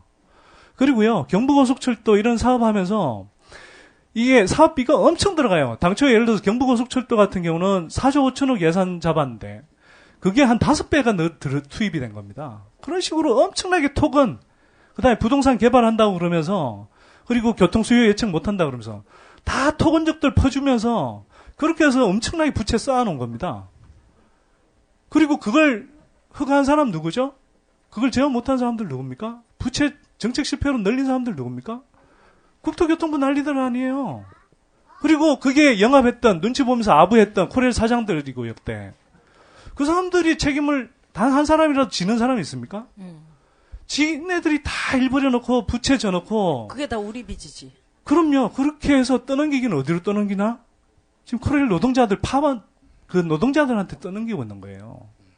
지금 모든 공기업 개혁한다고 하는 것들이 지금 다 이런 식입니다. LH공사 지난 몇 년 동안 부채 한 70조 늘어난대요. 이게 뭐 LH 그 공사에 뭐 자체적인 방만 이런 것도 전혀 없지는 않겠지만 결국은 이명박 정부 들어서 뭐 토건 사업, 4대강 사업, 뭐 보금자리 사업 이런 거 한다면서 LH공사, 수자원공사 이런 토건 개발 공기업들 부채가 엄청 늘어났거든요. 다 정책 실패, 무리한 국책 사업 추진, 다 가시형 사업 이런 것들로 다 생겨난 겁니다. 그게 다 사실 우리한테 돌아오게 돼 있어요. 님들은 떠나시고. 그러니까 지네들은 아무도 정말 파렴치하게 이렇게 부채를 늘려놔놓고 책임은 누구한테 떠넘기고 있나요, 이게? 정말 나쁜 놈들이잖아요. 악질 아닙니까, 이거? 이거 또 하다가 열받았네. 순악질 누납니다만. 그 철도 민영화의 그 미래를 이렇게 표현하는 게 가장 쉬울 것 같습니다. 영국의 예를 들면 됩니다. 천안하산에서 동대구까지가 지금 26,300원입니다. 편도가. 영국은 어떠냐? 비슷한 거리. 스탠포드에서 런던까지 16만 7천 원입니다. 26,300원이 16만 7천 원으로 늘어날 소지가 있다. 이렇게 보시면 됩니다. 누구를 위한 민영화인가? 되묻지 않을 수 없고 의료 민영화도 지금 의료 민영화는 전이 정권의 근간을 흔드는 어마어마한 폭발적 변수가 될 그거는 것이다. 지금 뭐지? 의사 선생님들이 지금 뭐 반대하고 있고 막 그런 뉴스는 본 것 같은데 그건 뭐야? 그러니까 지금 영리병원이라는 건 없어요, 한국에요. 그러니까 개인 병원이든 아니면 대학 병원이든 다 비영리법인으로 돼 있거든요. 지금은. 네, 근데 거기서 자회사 같은 걸 만들 수 있게 한 거예요. 비영리법인은 뭐야? 비영리면 그러니까 돈을 벌 수가 없어서. 아니 병원 가면 병원비를 그렇게 많이 내는데 돈을 못 번다고? 그래도 그 연말에 보면요, 똔똔해서 꽁이 되게 있어요. 아, 왜 그래? 그러니까 돈이 남는다고 해서 이를테면은 내가 투자를 했잖아요. 투자를 하고 그 돈이 남으면 내가 가져갈 거 아니에요. 그런 걸 못하게 돼 있거든요. 지금은. 네. 근데 그거에 투자할 수 있는 일부를 자회사 형태로 열어주는 거예요. 그러니까 병원에서 이를테면 엑스레이 기기를 관리하는 회사, 그다음에 뭐 가루약을 파는 회사, 화장품도 팔려는 거예요. 그런 회사를 껴서 걔는 돈을 가져갈 수 있게 해주는 거고.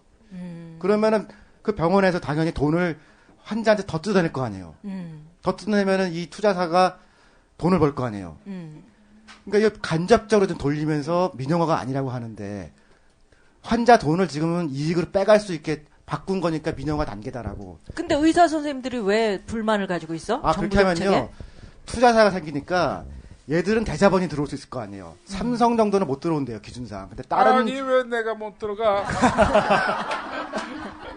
근데 다른 대학병원이나 이런 데는 커지면은 걔들이 지방에 있는 조그만 병원들을 다 자기 네트워크로 바꾸고 개인 회사를 다 먹어갈 거 아니에요. 그러니까 큰 몇 개의 대형 병원만 남고 작은 게 무너지니까 반대하죠. 무너질 거다. 그런 상황이구나. 그러면 우리가 의료비 같은 거는 엄청나게 올라가는 거야? 어떻게 되는 거야? 만약에 이렇다면은 주사 한 대 맞을 때 엑스레이 안 찍고 맞아도 되잖아요. 그거를 2번 찍고 맞는 거죠, 뭐. 그러니까 이것저것 검사도 많이 해야 되고 뭐 약도 그럴 많이 거라는 먹이고 거예요. 주사도 많이 놔주고. 그렇게 안 하면은 그 투자사가 망할 거 아니에요. 망하지 그러니까 않게 하기 위해서 돈을 버는 쪽으로 유도를 할 것이다. 진짜 MRI 한 번만 더 찍으면 한 20만 원 더 나올 거 아니에요. 그런 식으로 좀 바꾸겠다는 거죠. 그렇구나.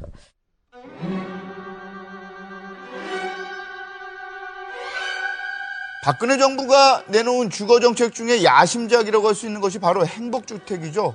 도심 한가운데 있는 철도 부지 등 저렴한 국공유지의 임대주택을 만들어서 주변 시세보다 싸게 공급하겠다는 건데요. 서울과 수도권의 철도 역사와 차량 기지 등을 이용해서 토지 매입에 부담이 없기 때문에 매우 저렴한 수준으로 책정될 것입니다. 정부가 박근혜 대통령의 대선 공약이었던 행복주택의 공급량을 줄이기로 했습니다. 이미 나온 부동산 대책이 시작도 하기 전에 주민들의 반발도 대폭 축소되는 황당한 일까지 벌어졌습니다.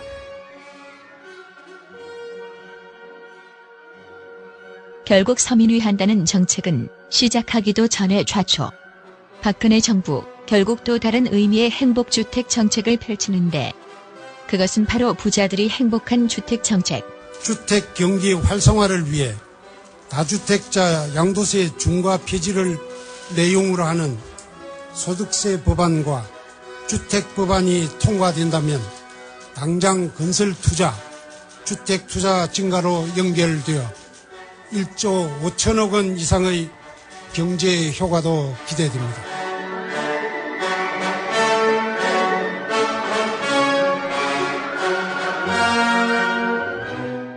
이제 부동산 문제라든지 전반적으로 우리 경제 진단을 좀 더 한번 해봅시다. 부동산은 50대 투표율이 굉장히 높았던 게 이게 뭐냐면은 이 집값이 문제인데 집값을 좀 올려주지 않을까 이런 기대감이 있었을 거란 말이지. 옷들이 어떻게 봐? 지금.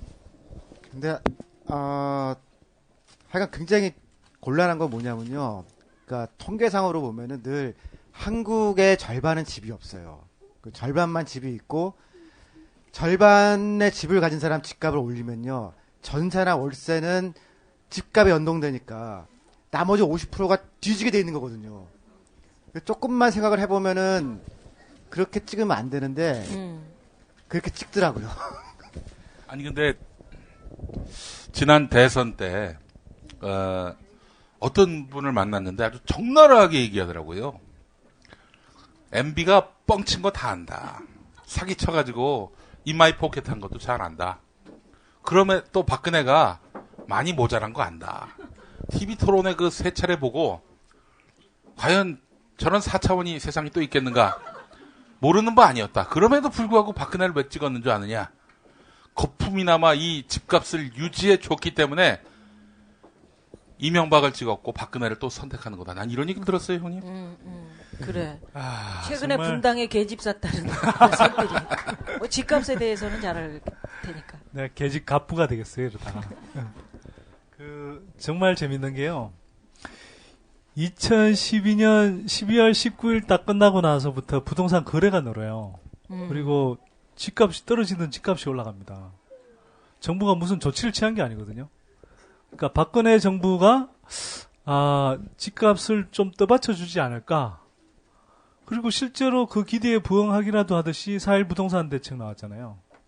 종합 선물 세트라고 뭐 일부 언론에서는 그건 서민을 위한 게 아니라 이제 건설업체들 뭐 부동산 업계를 위한 종합 선물 세트였는데 나오고 나서 한 2달 갔죠.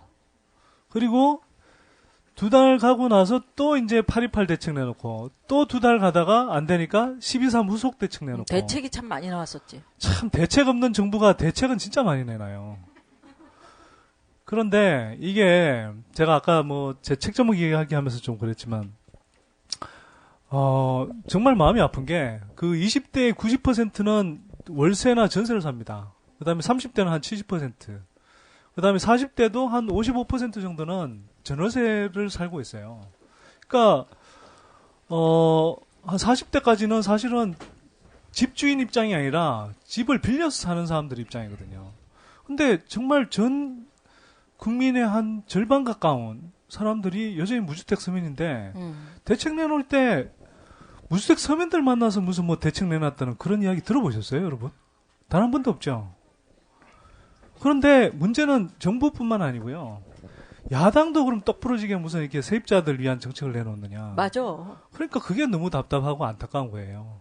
그래서 얼마든지 좀, 20대, 30대, 40대를 위한 정책, 또 세입자들을 위한 정책도 나올 수 있는데, 어쩌면 그 절반에 가까운 사람들은 투명인간처럼 만들어버리고. 그러니까 정치하시는 분은 야당이든 여당이든 우리가 늘 얘기하지만, 정치인을 위한 정치를 하는 거요? 뭐 하는 거요, 지금? 웃들이. 아니 근데 이런 게 있죠. 그 지방토라는 표현을 쓰는데 지역 분위기는 집 가진 사람들과 땅 가진 사람들이 주도를 하거든요. 그리고 세입자들은 지역 모임이 잘 없어요.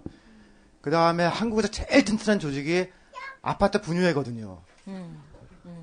우리가 많은 조직을 만들었지만 아파트 분유회를 이길 조직을 만들지 못했어요. 근데 그 아파트 분유회가 그 지역 국회의원들한테 로비를 해가지고서 만든 게 수직증축 리노베이션이라는, 그러니까 자기 집을 고치는 돈을 남한테 뒤집어 씌우겠다는 거 아니에요. 근데 이게 잘 안 될 게. 그거 뭐야? 수직 증축 리노베이션? 리모델링. 리모델링? 리모델링 하면은 자기 집 리모델링 하면은 돈 주고 고치는 거 아니에요. 근데 거기에 층을 3층까지 더 올릴 수 있게 높이 올려. 그럼 누군가 살 거 아니에요. 그 사람 돈을 가지고 우리 집을 고치겠다. 그런 거구나. 근데 이게 지금 MB 정부 때까지도 안전상의 문제로 안 된다고 그랬거든요. 공법과 기술이 바뀐 게 없는데 3달 만에 안전하다는 거예요, 지금. 가락동에 그때 그래서 우리가 뭐 얘기했었잖아. 동상향. 그건 더 위로 올리는. 더 올리는 거고. 그거는 재개발. 재개발이고. 재건축 때. 그래서 이거는요, 거꾸로 생각해보면, 만약 제가 가장이잖아요? 가장이고 아파트를 사고 싶은데, 그 위험한 아파트를 살 리가 없잖아요. 그러니까 분양받아도 되고, 딴 데도 지금 빈대가 많으니까. 실패할 확률이 높은 정책인데, 민주당도 찬성했어요. 왜? 표 때문에. 표 때문에. 아파트 분야가 새누리당 지역은 그쪽 지역을 장악하고요. 민주당 지역은 또 아파트 분야가 장악하니까 거기서 똑같아지는 거죠. 표 때문이라면 그러면 뭐 표가 없어 새 사는 사람들은? 새 사는 사람들을 모아주는 그 대변인이었고 아파트 분야에 해당하는 이를테면 전세인 분야에 내지는 월세 분야가 없거든요. 그 아파트 분야에는 전부 다 집 주인들의 분야가 돼버린 거죠. 그러니까 전월세 분야가 생기면요. 여야가 어떻게 나온 줄 아세요? 어떻게? 정책이 없어요.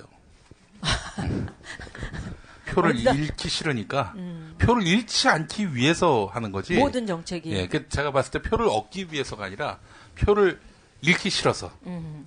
이런 거 정치인들의 심리는 저한테 물어보셔야 된다니까요. 그렇지. 정치인 해봤지. 정치인이 진짜. 정치인이었어.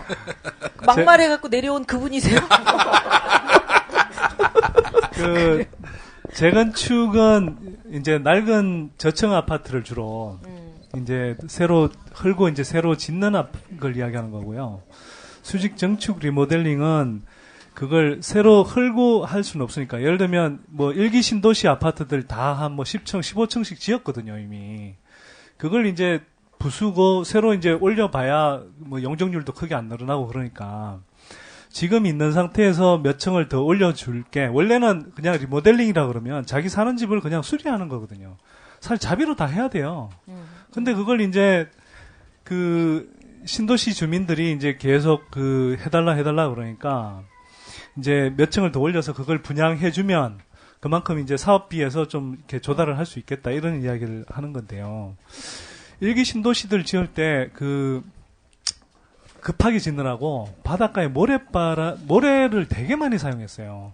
그랬었지. 그래서 맞아, 구조적으로 모래. 사실 굉장히 취약하거든요. 근데 아까 이제 우띠리 형님이 이야기했지만 이 구조상으로 그렇게 되면 사실 3층을 더 얹었을 때 하중이라든지 이런 것들이 상당히 문제가 될 수 있는데 그래서 그때 위험하다고 그랬던 거예요. 그러니까 우리는 지금 아파트값 올리겠다고 또는 자기가 수리해야 되는 그 리모델링비를 그냥 공공에 떠넘기는 방식으로 하고 있는데 이게 사실은 자기들 생명과 안전을 그냥 무시해가면서까지 하는데도 막 이거 통과됐다고 아파트값 좀 덜 떨어지겠다고 막 박수치고 있는 거예요, 이게. 안녕하십니까. 여러분 MB입니다. 바다 모래는 나쁜 거다.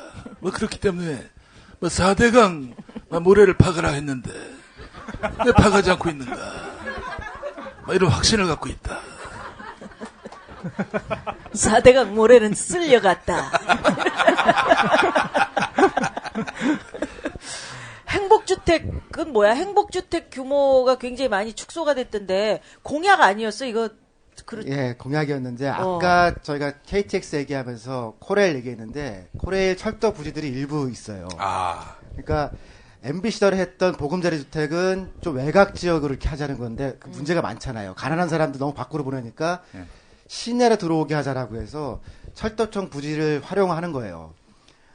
이거 자체로 나쁘다고 할 수는 없는데 이제 이거는 목동이나 이런 데서 주민들 반대에 부딪힌 거거든요. 그래서 축소한다고 하는 거는 핑계고 이걸 줄여야 집값이 올라가거든요. 그게 진심인 것 같아요. 그 20만 가구에서 14만 가구? 14만 가구로 줄였고요.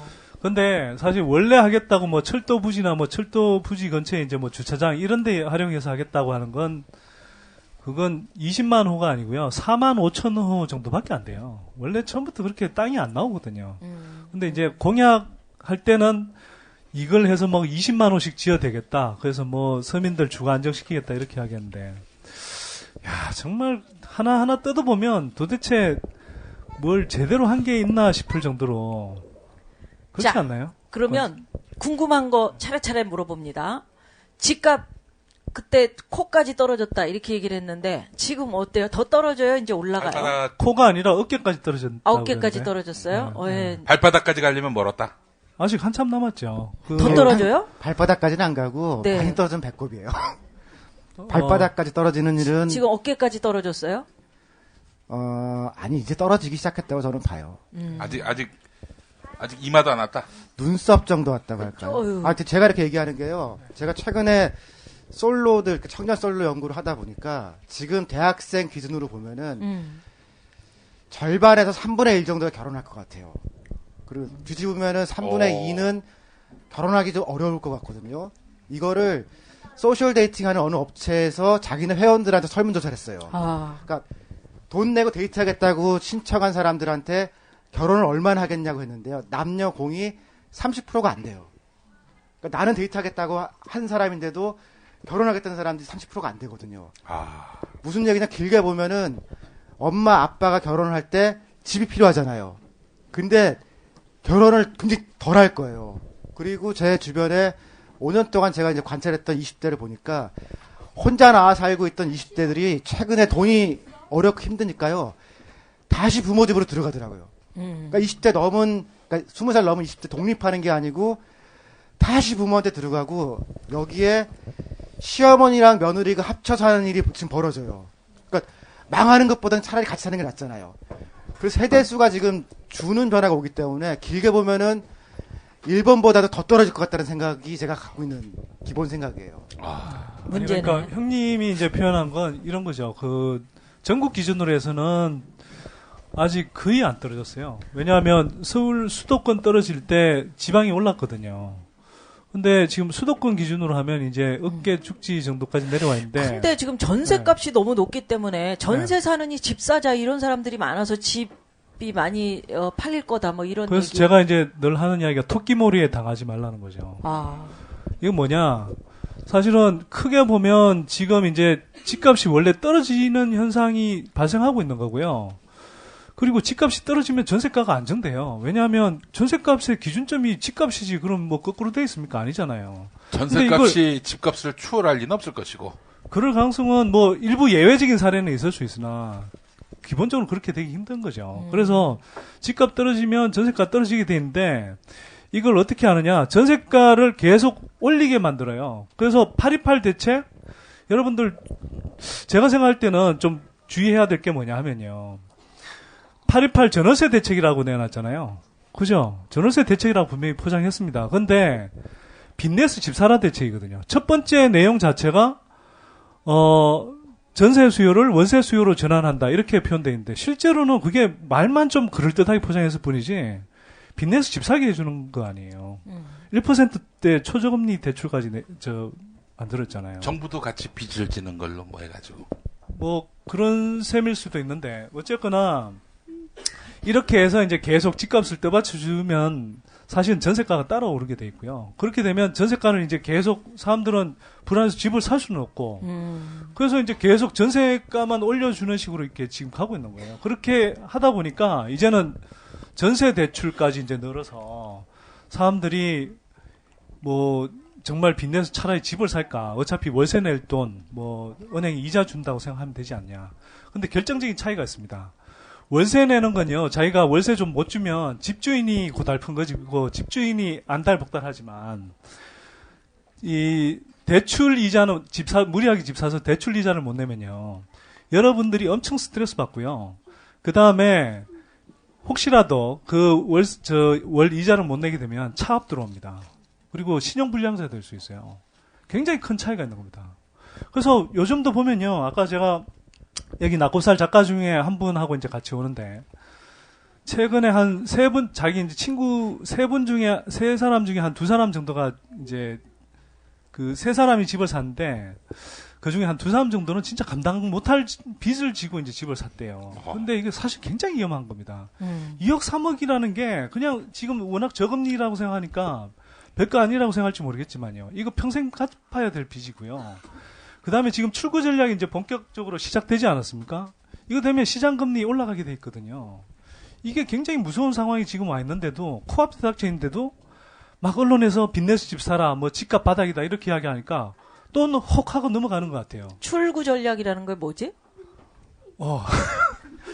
옛날에 선대인이 이 출구 전략 설명하면서 우리 다 재운 적 있어요. 우리 다 재운 거? 아유, 그럼 선대인한테 물어보지 말고 석훈이가 짧게 얘기를 해봐. 출구 전략은 뭐야? 그러니까 미국이 돈을 확 풀었잖아요. 돈을 확 풀어서 지금까지 경제를 끌어왔는데 언제까지 이렇게 할 수는 없으니까 돈 푸는 걸 이제 회수를 하고 줄이거든요. 얼마 전에.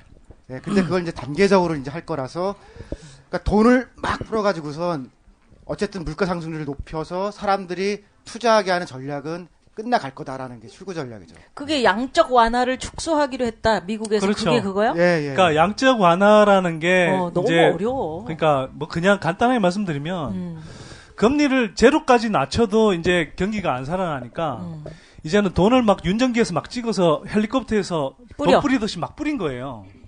그래서 이제 인위적으로 이제 금리를 낮춰주고 그렇게 해서 이제 뭐 억지로 무너지는 경기를 떠받쳤는데 한마디로 경기가 워낙 급락하니까 돈의 힘으로 완전히 몰핀 주사를 잔뜩 놓은 거예요.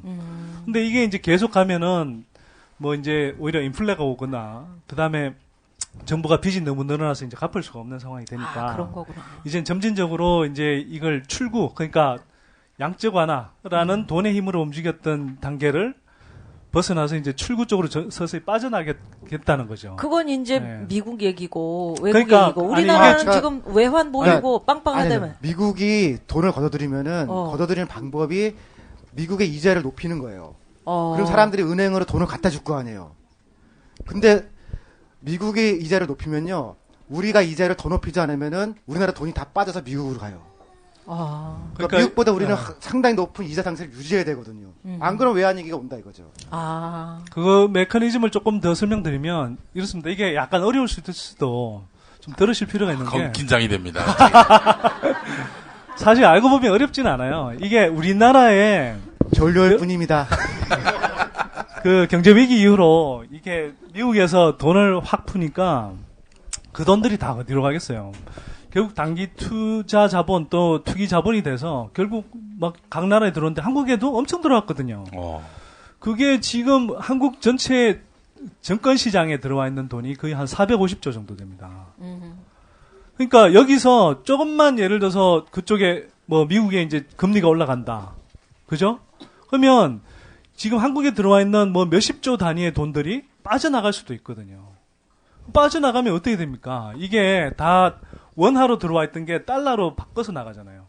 그러면 달러 수요가 많아진다는 걸 거꾸로 이야기하면 환율이 뛴다는 이야기입니다. 환율이 폭등하고 증권시장에 들어와 있던 돈이 떨어지니까 주가는 떨어져요. 그리고 조금 뭐 설명이 필요한데 사실은 채권 가격이 떨어지게 돼 있거든요. 이건 거꾸로 이야기하면 금리가 올라가게 돼 있어요. 같이. 또 어렵네. 하여간 우리 경제가 재기할 상태가 된다.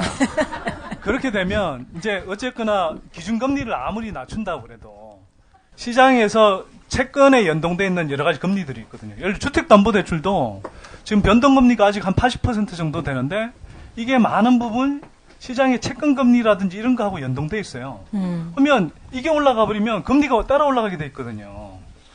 그러니까 지금 뭐 한 3% 주택담보대출 이자 내고 있다고 뭐 버틸만 하네? 그렇지 않습니다. 이게 4% 갈 수 있고 5% 갈 수 있는데요. 이렇게 올라가 버리면 정말 위험해질 수 있는 거예요. 그러면 뭐 다른 방법 없어? 이렇게 뭐 진짜 뭐 경제가 불안하고 뭐 하우스 푸어다 뭐 가계 부채다 우리가 늘 뭐 얘기하지만 그게 지금 계속 늘어나고 있는 거 아니요? 제가 다른 방법. 이럴 때 늘 권해드리는 건요. 도움을 줘. 무조건 현금이에요. 무조건 현금. 금땡이는 안 되겠니? 금도 되고요. 금과 아니, 금은 안 되지. 금은 지금 폭락했는데. 그 폭락하시니까 폭락했을 때 사야지. 그게 아니고. 돈 있는 분 금 사세요. 뭐 어떻게 되는 거예요? 제가 이건 분명히 말씀드린데요. 금 사시면 쪽박차입니다. 제가 몇 달 전에도 우리 연구소 보고서로. 어떤 사람 금 사라고 그러더라고요. 아니, 몇 달 전에도 금값이 일시적으로 급락했을 때, 금살 타이밍이다, 막 이렇게 이야기했는데. 그때 이거 양적 완화 축소하면, 이거 반드시 더 떨어지게 돼 있다. 그래서 사지 말라고 그랬어요. 실제로 지금 금값 다시 폭락했거든요. 석유로 사면 어떨까요? 석유로.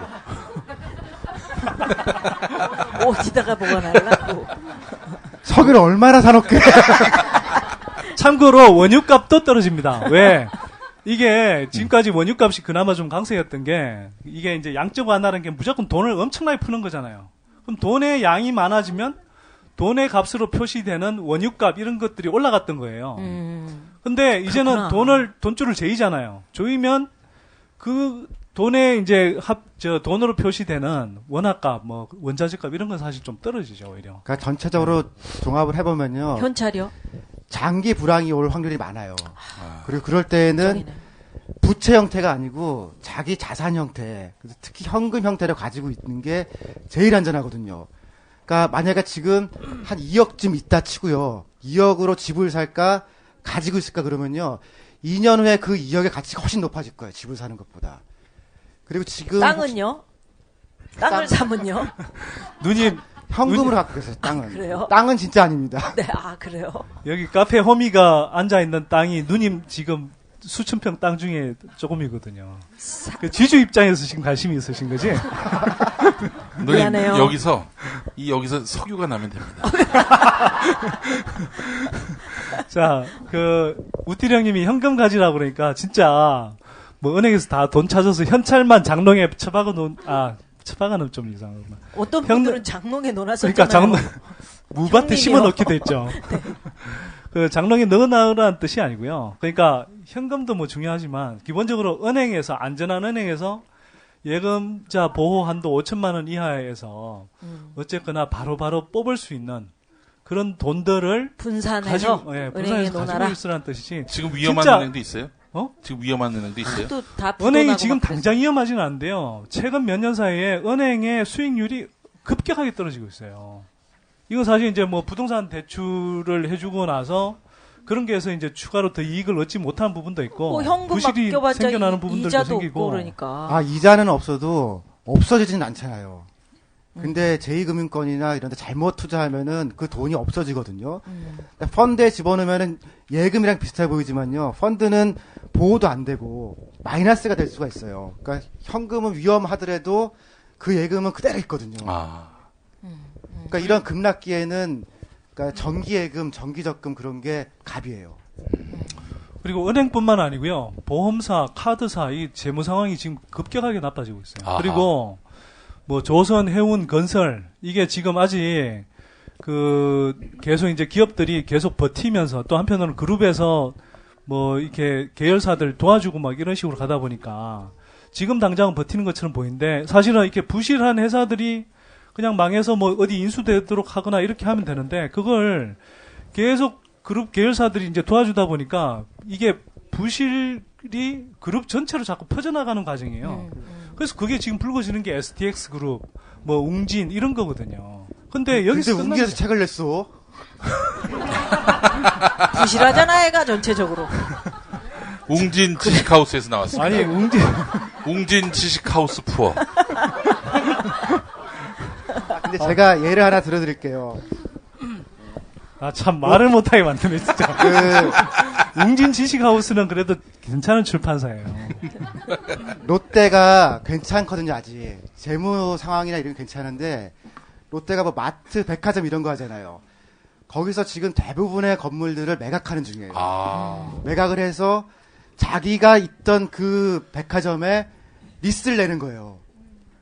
그렇게 하면은 현금 확보도 될 뿐더러 부동산이 혹시나 선대인 말들 급락할 때 손해를 줄이잖아요. 롯데도 파는데 롯데만큼 자신 있는 분 아니면 사지 마세요. 롯데 그런 그러니까 얘기구나. 2008년 이후에요. 삼성이 보니까 삼성은 용산을 제외하고는 거의 안 샀어요 건물을. 현대는 보니까요. 그때 제철이라는 거 했잖아요. 현대제철하느라고 돈이 갖다 박아야 되잖아요. 그러느라 건물을 안 샀어요. 그러니까 똑똑해서가 아니고 그때부터 롯데는 팔고 있었거든요. 그러니까 2008년 이후에 현대, 삼성, 롯데 다 그 부동산 형태로 되어 있는 걸 줄이고 있는데 민간만 지금 사고 있는 거거든요. 지금 그래서 정부의 도움을 좀 줘보자고 우리 경제학 연구하시는 분들이니까 하우스 푸어라든지 가계부채라든지 이런 거에 대한 방법이 없어? 좀 대봐. 얘기해서 내가 딱 그렇게 되면 내가 얘기해줄게 정부에다가. 최근에 쟤네도 혼내주라고. 최근에 한겨레 기사 보니까 박근혜 별칭 중에 하나가 이거대요. 보니까 말이 안 통하네뜨. 아니 말이 안 통하는데 뭘 이야기를 해요?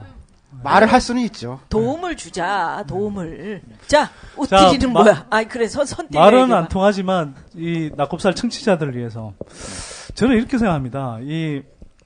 지금 사실 부동산 굉장히 위험한 상황이고요. 금리 올라가면 더더욱 큰 타격이 있고 사실 부동산만 이야기하는 게 아니라 지금 기업들 쪽도 굉장히 위험해요. 가계부채 우리가 지난 몇 년 동안에도 한 300조 늘렸지만 기업 부채도 똑같이 한 몇백 조 늘었거든요. 그렇구나. 지금 부실이 사실 물밑에서 굉장히 심각해요. 저 오늘 뭐 저희 연구소 보고서를 보시면 좋겠지만 그건 뭐 회비를 내야 되는 측면도 있으니까 그 차비를 한국은행 내고 오신 분들한테는 안 되나요? 한국은행 금융안정보고서라는 걸 내요. 매 상반기 하반기 한 번씩 내는데 하반기 걸 한번 좀 어렵더라도 좀 보시면 좋습니다. 그건 한국은행 들어가면 이렇게 받아보실 수 있거든요. 그래서 사실은 표현을 굉장히 이렇게 순화해서 했지만 굉장히 우리 지금 기업 상태가 얼마나 위험한지를 잘 설명하고 있어요. 그래서 한번 간단하게 쉽게 지금 어느 기업이 좀 위태롭습니까? 일단 현대가 위험하죠. 아니, 현대 이런 거죠. 아니 현대 어떻게 된 일인데? 현대라는 게 현대 기아차 말고요. 현대그룹이요. 우리 며느리. 네. 현대그룹도 위험하고요. 그다음에 두산 뭐 이런 데도 지금 두산건설 사실은 무너지게 돼 있는데 그걸 그룹 차원에서 바치고 있는 거거든요. 그다음에 박용성 중앙대 이사장께서 네, 한진해운 같은 경우도 지금 한진해운 끼고 있는 뭐 한진그룹 중공업 이런 쪽도 사실은 문제가 많죠. 그다음에 그 왜 건설업체들 중에서도 엔지니어링이라고 해서 막 그 석유 많은 쪽에 막 플랜트 수출하고 이랬던 데 있죠. 그런데도 사실 다 건설업체들 지금 굉장히 위험합니다. 그래서 어떻게 우리는 어떻게 이제 아니 근데 잠깐만. 방법을 주자면 사실은 제가 좀 쉬었다가 말씀드릴게요. 형님부터. 사실은 지금 가만히 있으면 돼요. 가만히 있어? 네. 그러면은 시장이 움직여서 적절하게 조화를 하고 금리가 좀 올라갈지도 모른다. 그러면은 사람들이 이제 거기 맞는 행위를 하거든요. 근데 정부가 계속 올리니까 자기 빚 느는 거 생각 안 하고 계속 딴 생각하잖아요. 그렇지. 사실은 정부가 민영화 같은 거 하지 말고 가만히 있으면은 조정해서 나가서 문제를 풀어 나갈 수 있거든요. 근데 자꾸 뭘 한다 그러니까 지금 문제가 생기는 거 아니에요.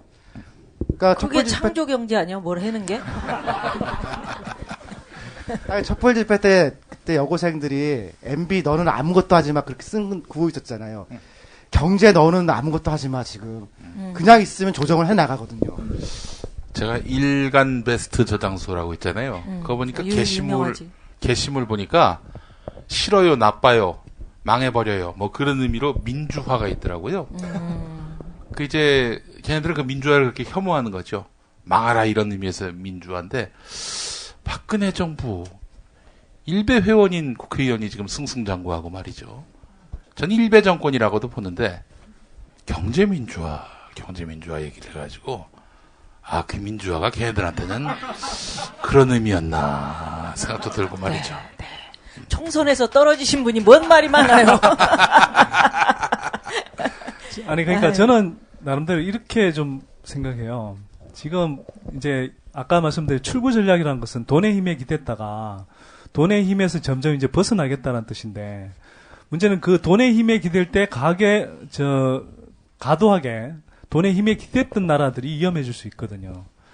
물론 이제 뭐 신흥국 여러 나라들 이야기하시면 저는 한국 같은 경우도요. 부채를 너무 많이 늘렸기 때문에 그 기간 동안 사실 돈의 힘에 기댄 거거든요.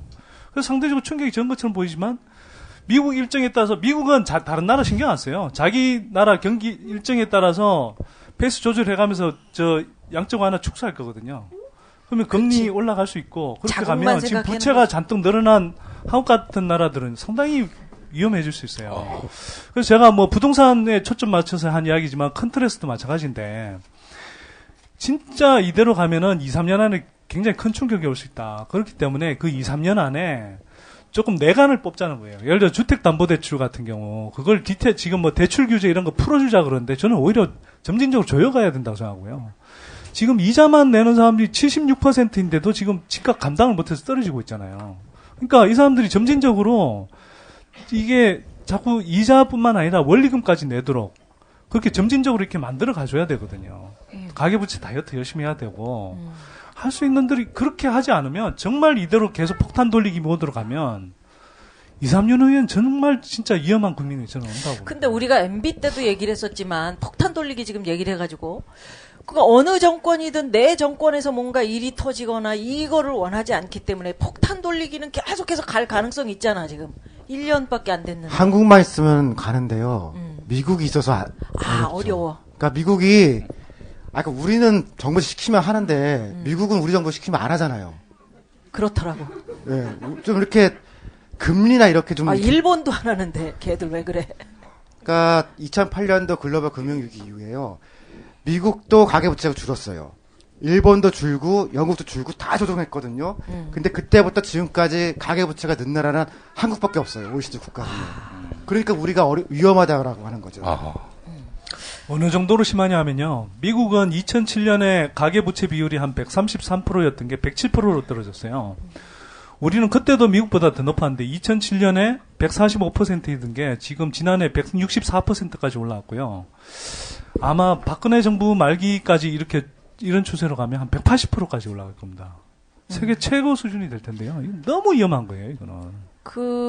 창조경제 얘기를 우리가 잠깐 했지만 창조경제에 대해서 우스갯소리들 사람들 하던데 이게 참조경제다. 그래가지고 참조경제.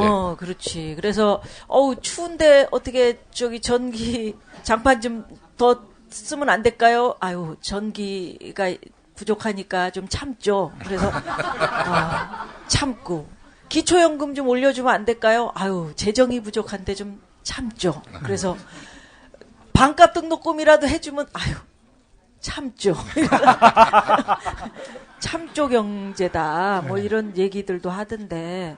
그게 이율 배반이 정확하게 드러나는 게요. 이런 뭐야 창조 경제라는 게 뭐야? 난 잘 모르겠어. 실제로 진짜. 창조 경제는 뭐 별 의미 없으니까 생략하죠 뭐. 아니 정말 제가 볼 때는 아무 의미가 없어요. 창조 경제라고 이렇게 내세우고 사실 방향은 맞는데.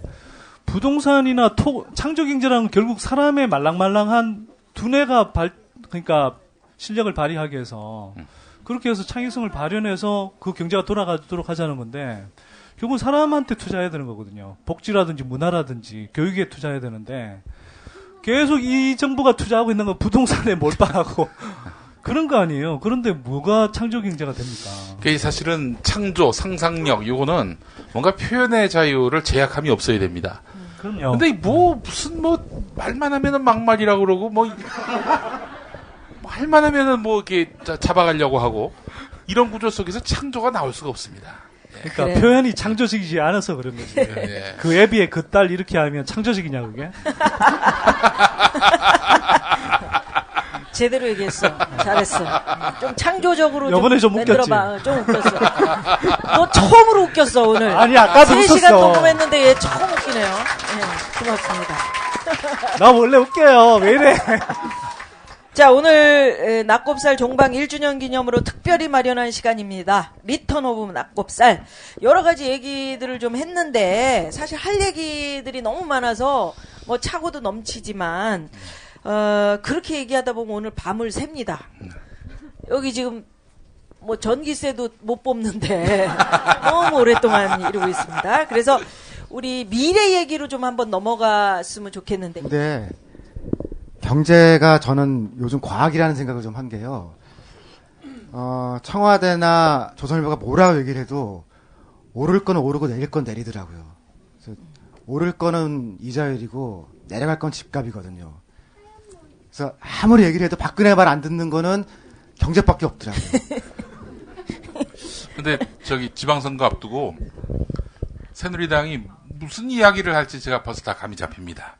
막말? 아니 그게 아니라 이 어려워진 경제 사정 이거는 지난 4년 동안의 야당의 무상복지 때문이다.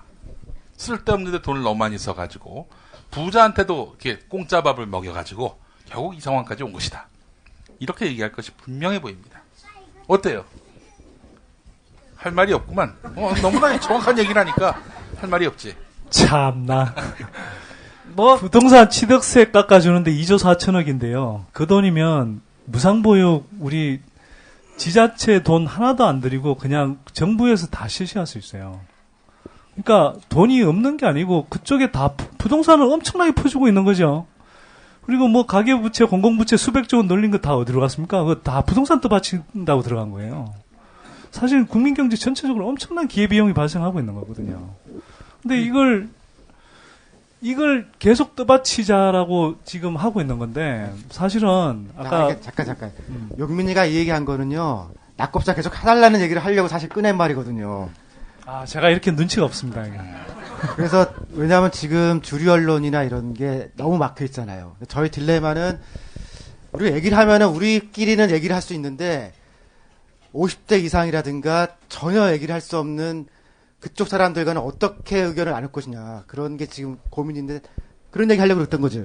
약곱살이도 하자고. 그러니까 지금 내내 그 50대 이상 되시는 분들은 종편 보면서 거기서 논리를 만들어가요. 명분을 만들어가고 자기가 새누리당을 왜 지지해야 되는지 종편에서 계속 얘기해주고 있거든요. 중요한 거는 나이 드신 분들이 돈줄을 쥐고 있어. 현재. 예. 젊은 사람들은 가난해. 네. 돈줄 쥔 사람이 왕 아니야? 네. 그러하오니 나는 꼽살이다가 여기서 끝날 게 아니라 종방 2주년 기념 방송을 할 게 아니라 뭔가 다시 좀 시작을 해야 되는 거 아닌가. 나는 꼼수다도 다시 시작하라는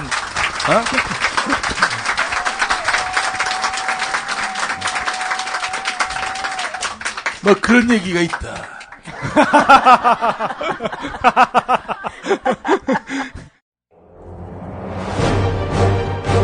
창조경제와 금융 등의 분야에서 풍성한 세일즈 성과가 나올 것이라는 기대 속에 사적 감정을 드러내지 않는다. 네, 특히 20분간 직접 프랑스어로 연설을 해서 이목을 집중시켰습니다. 박근혜 대통령은 국빈 방문에 걸맞게 영국 왕실로부터 극진한 환대를 받았습니다. 차라리 칼라바를 내보낼지언정 이런 뉴스는 만들지 않겠습니다. 권력 앞에서 좀비가 되는 방송, 우리의 길이 아닙니다. 미디어 협동조합 국민TV, 믿어주십시오. 1년, 5년, 10년 후에도 부끄럽지 않은 뉴스를 만들겠습니다. 지지하신다면 조합원 가입으로 호응해주세요.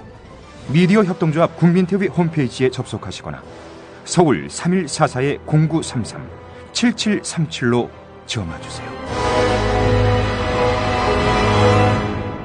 자, 오늘 누나는 하여튼 낙곱살이 어떻게 되는 거는 우리가 뒤에 앉아서 고민을 좀 해보고 많은 분들이 원하고 계시는 건 사실이고 정말 그 어려운 분들을 위해서 진짜 경제 현상 지금 어떻게 돌아가고 있는 건지 쉽게 설명을 해줄 필요는 있다.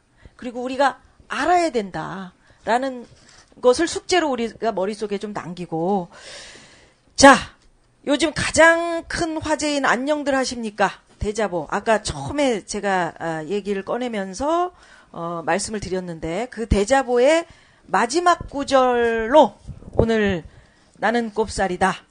리턴 오브 낙곱살 마무리를 할까 합니다. 저는 다만 묻고 싶습니다. 안녕하시냐고요. 별탈 없이 살고 계시냐고요. 남의 일이라 외면해도 문제 없으신가? 혹시 정치적 무관심이란 자기 합리화 뒤로 물러나 계신 건 아닌지 여쭐 뿐입니다. 만일 안녕하지 못하다면 소리쳐 외치지 않을 수 없을 겁니다. 그것이 무슨 내용이든지 말입니다. 그래서 마지막으로 묻고 싶습니다. 모두 안녕들 하십니까? 왜 이렇게 다들 숙연해지세요? 정말 그렇습니다. 네네네.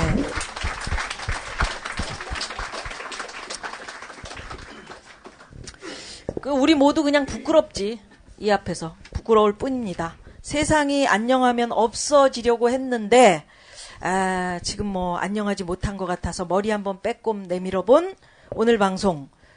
우리 띨띨이들하고 하나하나 짚어보니까 정말 안녕하지 못하네. 그지? 네. 자, 이렇게 자기 목소리를 더 많이 내고 사람들이 당당해져야 되고 그렇게 자기 목소리를 냈을 때 불이익을 당하지 않는 그런 사회 원합니다. 예, 그래서 오래간만에 우리가 그런 사회를 꿈꾸면서 한번 힘차게 외쳐보는데 요거 오늘을 위해서 저는 목소리를 비축했습니다마는 여러분들은 어떠신지. 자, 다시 한번 우리 띨띨이들이랑 오래간만에 맞춰가지고 특히 이 선띨이가 잘 못 맞춰요, 그런 거를. 정치는 쫄지마. 왜 나만 긋고 그래 맨날. 경제는 속지마. 박자 감각 다 살리셔가지고 자 합니다. 정치는 쫄지마. 경제는 속지마. 와!